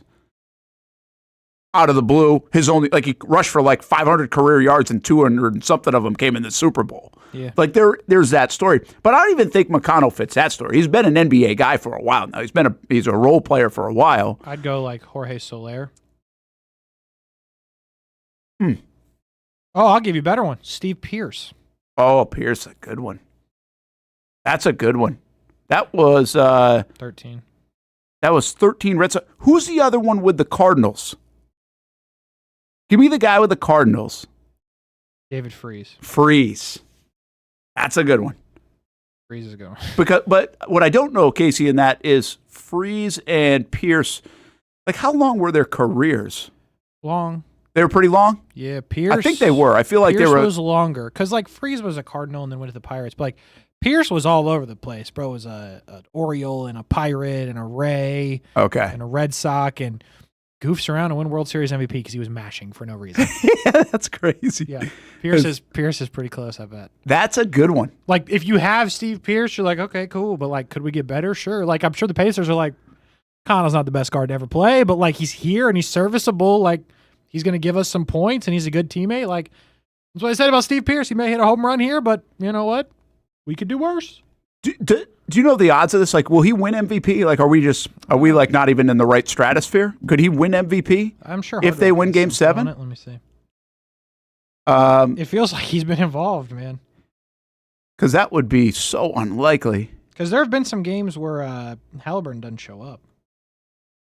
Well, and I do think the injury has kind of, like they didn't really need him yesterday. I think the funny thing about I'm talking about even in losses, though. Yeah, I think the funny thing about Halliburton is like they played it coy, like, oh, is he going to? Of course he's going to play. Like he was definitely going to play. There's never a doubt. Now, how well he would play, here's the thing: they really even need him to play well. I mean, they blew him out. It wasn't even close. It was beautiful. Really set up great for the Pacers. Dang. But they got Kuz's guy at plus 1,000. So who's the favorite though from Indiana? Because I mean, if you have Pascal Siakam. Siakam is at what? Plus 325. And then Halliburton for the Pacers, yeah. And then McConnell? Is he third? Correct. I mean, if he has been terrific off the bench. Like most people believe the last few games, like there was a question a couple of games ago whether they should put him in the starting lineup. Yeah. Well, if he scores 28 in Game 7, he's going to be the MVP. Like that's how that flips. He would need that. Yeah. But like it could happen. Yeah. Kuz probably believes. But the favorite overall is SGA at minus 225, then Siakam, then Jalen Williams at plus 900, who, by the way, if he delivered another big game, he has 40 again, without a doubt. That's not a bad little wager. That's what I'm saying. Then Halliburton, then McConnell, then Andrew Nebhard. All right, now you're getting down there, right? Known Florida Gator. The McConnell, so how Nebhard was what? 1,200 plus 1,200. Yeah. I think those are great calls, by the way. I think you found like Pierce and Freese are pretty good examples of what McConnell would, if he were to win MVP. I'm sure there's another. It's got to be another NBA guy, although it's so star driven that it feels like the stars always like the McConnell stuff reminds me of Paxson hitting the winning shot to win it for the Bulls, but that was a shot. That wasn't like he was great in the series, right? Or really tilted the series. It feels like McConnell is helping tilt the series for the Indiana Pacers. Yo, so TJ McConnell, 706 career games played. Steve Pierce, 766. They're right there. Wow, they're the same dude. Well, and I would say this: do you feel like now that's surprising that it's that career? Now, keep in mind that's a difference between potentially like a 5 seasons in the Major League Baseball and like 9 in the NBA, yeah. But. I think on a regular basis, McConnell's a good player, though. Like, he's a pretty good player. It's not like it's out of nowhere that all of a sudden he's scoring 15 points or something. Yeah. I mean, the steals and everything are what has everybody's attention. Yeah. No. But I don't think Pierce was probably middling like on a 230 hitter for most of his career. This is the same human, I'm telling you. On average, T.J. McConnell is for his career, 7.5 points a game, 5 assists, 3 boards, 1.5 steals. Okay. On average. Steve Pierce, average for a season, 19 homers, 250 average, driving in 60. This is the same dude. That's a great. You don't usually land on a really right away great comparison. This is a great comparison. Heck yeah. And he won the MVP for the Red Sox in 2013. Yep. Not 13. 17? Yeah, the other one. The Dodgers one? No. The most recent Boston one. Was that 17? 17. 18. 18, sorry. 18. Yes. But he was the World Series MVP, yeah, in 2018. Wow. And straight mashed in the World Series, boy. I tell you what. Do you know what he did by that? Do you have it? In the World Series specifically, he hit 333, 3 homers, 8 RBIs, OPS of 1.667, which is crazy massive. That is crazy. Yeah. Every hit he had was for extra bases. Really? Nope. Steve Pierce, known World Series MVP, and wrote it, so that was great too. Oh, he wrote it on the autograph? Yeah, he was cool. He wrote it. What? Those guys can't carry any weight. Those things are. Oh, they did originally. They did? Oh, dude, the spring of 2019, Steve Pierce was a get. Because the Red Sox people are crazy, dude. Yeah, Red Sox people are kind of crazy. And this was even a little before every random bum would do a signing. So I don't think Steve Pierce did a signing before spring. Was he with Boston again? Can't remember. Let me see here. Yeah, he was. Yep, because we went to Fort Myers for Steve Pierce. That's wild. It is. Love you, Steve Pierce. Known GOAT. Hey, let's we gotta sneak in another timeout. Are we late? And then we'll get Austen on the last 15. I don't know. We've had 4. We good? I don't know. Hold on. We've 1, 2. Well, either way, let's take one. Okay. And then we'll get Austin's just sitting. We'll get Austen settled in. I didn't know he was in there. I'm talking about Steve Pierce. Well, yeah, we'll ask. He's shaking his head at me. He's upset about the Steve Pierce conversation. I can see him. Oh, is he? Or about that, we're going to break. Let's hit a break and ask him about T.J. O'Connell. Would he put $100 on O'Connell at 1,000 plus 1,000 to win the MVP? That's a lot. This weekend. Brent and Austen Show. We visit with Austen to put a bow on the week right after this on the Action Sports Jacks 24/7 network. When it's time to get a new car for anyone in your family, just remember, nobody but Nimnick, the #1 Buick GMC dealer in Jacksonville. Get the latest price breaks on 2023 and 2024 models or the newest 2025 vehicles in the showroom on Phillips Highway or shop online at nimnickbuickgmc.com 24 hours a day. GMC Sierras, Yukons, and the redesigned Acadias, or get the all-new redesigned line with Buicks. It's nobody but Nimnick, and part of the reason why is this is a first-class buying experience here at Nimnick Buick GMC. You're not just a customer, you're a friend. This is about getting a vehicle that best fits you and getting you on the road, and also helping you and your family down the road. Nimnick has a treating you right guarantee, courtesy, respect, fairness, and most Buicks, GMCs, and Jacksonville's only Car Bravo dealer, nobody but Nimnick. Who has put in the most years and stands behind a better experience? Nobody but Nimnick. GMC. We are professional grade. The Fleet continues its summer swing with the Jacksonville Armada men's and women's teams finding success on the pitch so far in 2025. The girls in blue find themselves in the thick of a 3-way battle for the Sunshine Conference crown with an undefeated mark at home. They wrap up the schedule with a pair of Friday night showdowns. As for the boys in blue, they remain unbeaten this summer and top the table in their conference, with crucial road games still to come down the stretch against Naples and New Orleans, after a final home game versus FC Florida. All those matches are at Edward Waters University, and you can watch them live on the Action Sports Jacks 24/7 network. Those teams are a big focus on Fleet and Footy, covering the big soccer stories each week on the Action Sports Jacks 24/7 network. put one in the back of the net for you. Join us for player profiles, fun interviews, and the very latest on the fleet and all things footy. That's every Thursday at 2 p.m. I've been telling you about CGC Water Treatment and Plumbing for a long time now. Their drinking water systems remove up to 99% of contaminants. We've had a Connecticut water softener and drinking water system in our home for more than 7 years. You can see the difference whether you're washing clothes, the dishes, or what I like to do most, fill this up for some coffee every morning, and mostly all day. Remember, if you're not filtering your water, you are the filter. Don't be the filter. Right now, you can get a free Connecticut reverse osmosis system with a purchase of a Connecticut Premier Softener. The experts at CGC Water Treatment and Plumbing will test your water for free and determine your water score. Don't know your water score? CGC will find out and recommend the appropriate Connecticut water treatment solutions so you can improve it. Call 904-552-1242 or visit cgcwater.com. Ask about our 90-day love it or leave it guarantee. CGC Water Treatment and Plumbing, an authorized independent Connecticut dealer. Florida license number CFC 1432579. Choose your own adventure. It's not just a saying, but a way of life here at Cycles of Jacksonville.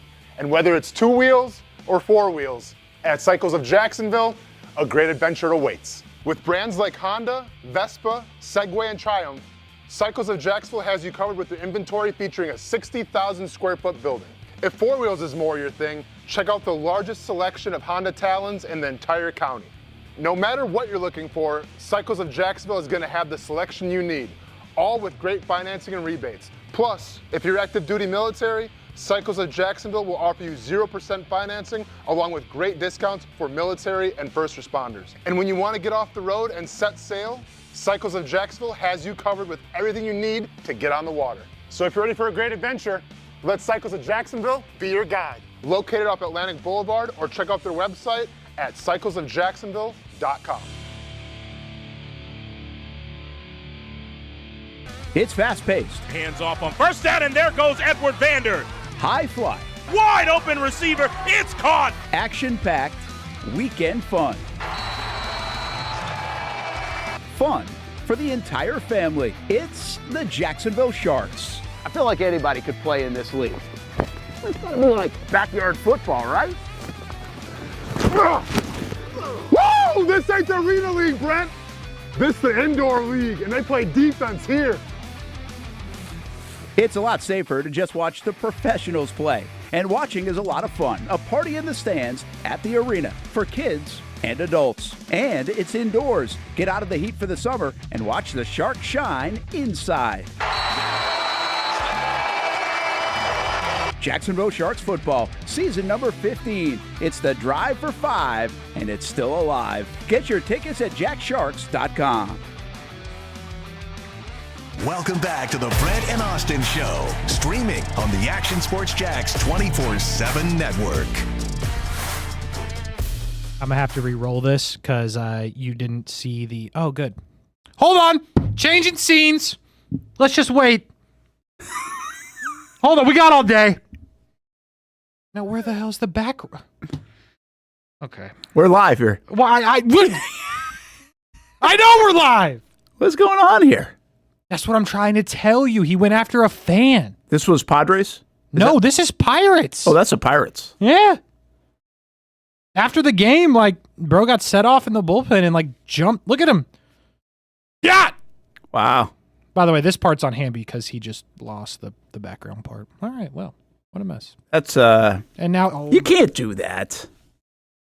Look at the guy still... that's the guy in the backward cap, right? It looks like he came after. Yep. And a tough guy. I don't like that stuff. I can't wait for this show to be over. Let's get to Throws it again!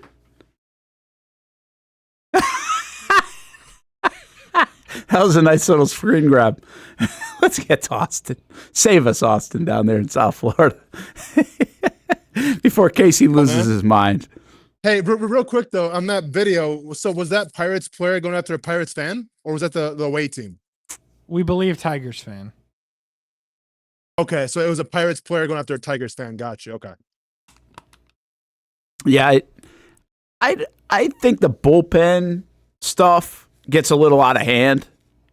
And I understand you can't go do what that guy did, but there's a part of me that just is like, you buy a ticket. I feel like this has changed too. I think everybody's always been heckled. There's some fun part of heckling, but do you get to a point where it's like becomes more like the guy's there to heckle more than he is to watch the game? And is there a line in that, Austen? You've heard some things from the stands. You almost went up and defended Tyson Alualu. That was literally me in Oakland back in the day, back in 2000, and I think that was 2010. Man, I don't know. Like, obviously, there's a fine line of what you should say, and when you cross the line and it being inappropriate and being a bad example for those around you. But I always say, man, like, if you're buying the ticket, if you're putting your hard-earned money on it, I feel like you can kind of act however you want to. My only hope is that the people around you will hold you accountable and will make it right. Yeah. Yeah, there's a fun nature of it, but I also just feel like, well, because there can be a fun nature of heckling. There's a fun nature of telling people they suck? Well, because you don't have to necessarily say that. Like, you can actually have fun. Like, I think there's some entertainment value in it, but I also think the nonstop or like, you buy a ticket doesn't give you a right to MF someone or just belittle someone the whole time. Like, I think there's a fine line in there. Casey, but I'm sure you've seen these guys on TikTok where like they're hecklers, but like they keep it funny. I'm not gonna lie, I can't stand them. I think it's the best thing ever. But that's really? Can't stand it. Yeah, just because like it's I don't know. Yeah, I feel like you're trying too hard, man. But like, is that the end zone guys or something? I don't know I don't know what their name is. I've just seen guys go to ballparks and like, they just say like these dumb things like, you don't make your bed in the morning, you bum, and then like, stuff like that. Yeah, I love those videos. I think they're good, but that's okay. Yeah, Brent, it's basically there's two different ones. There's these dudes that sit in the outfield at like major league games, and they'll like yell like to Austin's point, like, you don't make your bed in the morning, or like stuff that's a funny insult, if you will. But then there's other ones where it's like, yo, left hand this, right hand that. There's like options, and then most like this is a major league game, and like more times than not, the person will participate. So like. I think those are funny, but Austin's not too much into it. Well, that's a bit. Like, it's a bit. I love the bit. I'm here for the bit. I'm only alive on Earth for the bit. Bits are polarized. I mean, some people like bits, some people don't. So love and some work and some don't. Casey, is that going to be on your gravestone? Here lies Casey Kurtz. He was always committed to the bit. Always committed. If there's one thing you could say about me, I'm committed to the bit, and I always committed to the bit. Hey, Austen, TJ McConnell, we came up with you might have heard. Oh, he heard. Oh, yeah, I heard the whole conversation. Yeah. Would you put $100 on him to win 1,000 to win the MVP this weekend? MVP? Good bet? Yeah, I mean, it's not a bad bet. Like Siakam's up there, maybe Halliburton. I mean, they obviously have to win the finals for him to get that. Yeah. I can think of worse bets to make. Would I make it personally? Probably not. But if you have $100 burn a hole in your pocket, why not? Yeah, I think I would take the Williams bet at plus 900 over the McConnell one just because OKC. Like, that's a pretty good one. That's a good one. Mm-hmm. Absolutely. I like that one a lot. The Thunder are 7.5-point favorites. So you guys, is that a lot of points? Is that about right? I mean, to me, it's a lot of points for a game 7, but it does make sense. Like, I mean, I think the Thunder are going to win the game 7 for sure. I think if they win handily. I don't see them winning by a point. Like, I feel like their MO is to win somewhat big. So I think if you think they're going to win, that makes some sense. I have this feeling, and again, you guys probably watch way more than I do. I just had this feeling that if Indiana forced a game 7, there's like a mental fortitude, toughness about their team that will find a way to win it. The money line on the Pacers to win is plus 250. I don't think that's a bad play. Yeah, I mean, it's not bad. Like, if you go based off of history and just go off of game flow, then you would take, I think, the Thunder by a lot here. But yeah, I mean, I feel like, Brent, anything can happen. But at the same time, am I picking against the best player in the NBA in a game 7 at home? Hard to do it. Yeah. So, Brent, if you were really trying to make that drive-through egg place work, you would parlay Pacers money line, Pacers plus 7.5, TJ McConnell MVP, and next thing you know, you're not coming to work on Monday. That would be good. Mm-hmm. Can I do all that? Yeah. Well, do you still have some money left over from the Knicks bets you've been making, thinking the Knicks are going to win the whole thing? No, been trying to put money on finding their next coach instead. Still Jason Kidd. I'd go back to that one. But I still have some left over from that Gators national championship. There we go. There we So go. maybe throw a little bit on that. How about this, guys? Do you know when the last time an NBA Finals Game 7 went to overtime? Oof. Has it Recent or ever no? That's a good question. Game 7?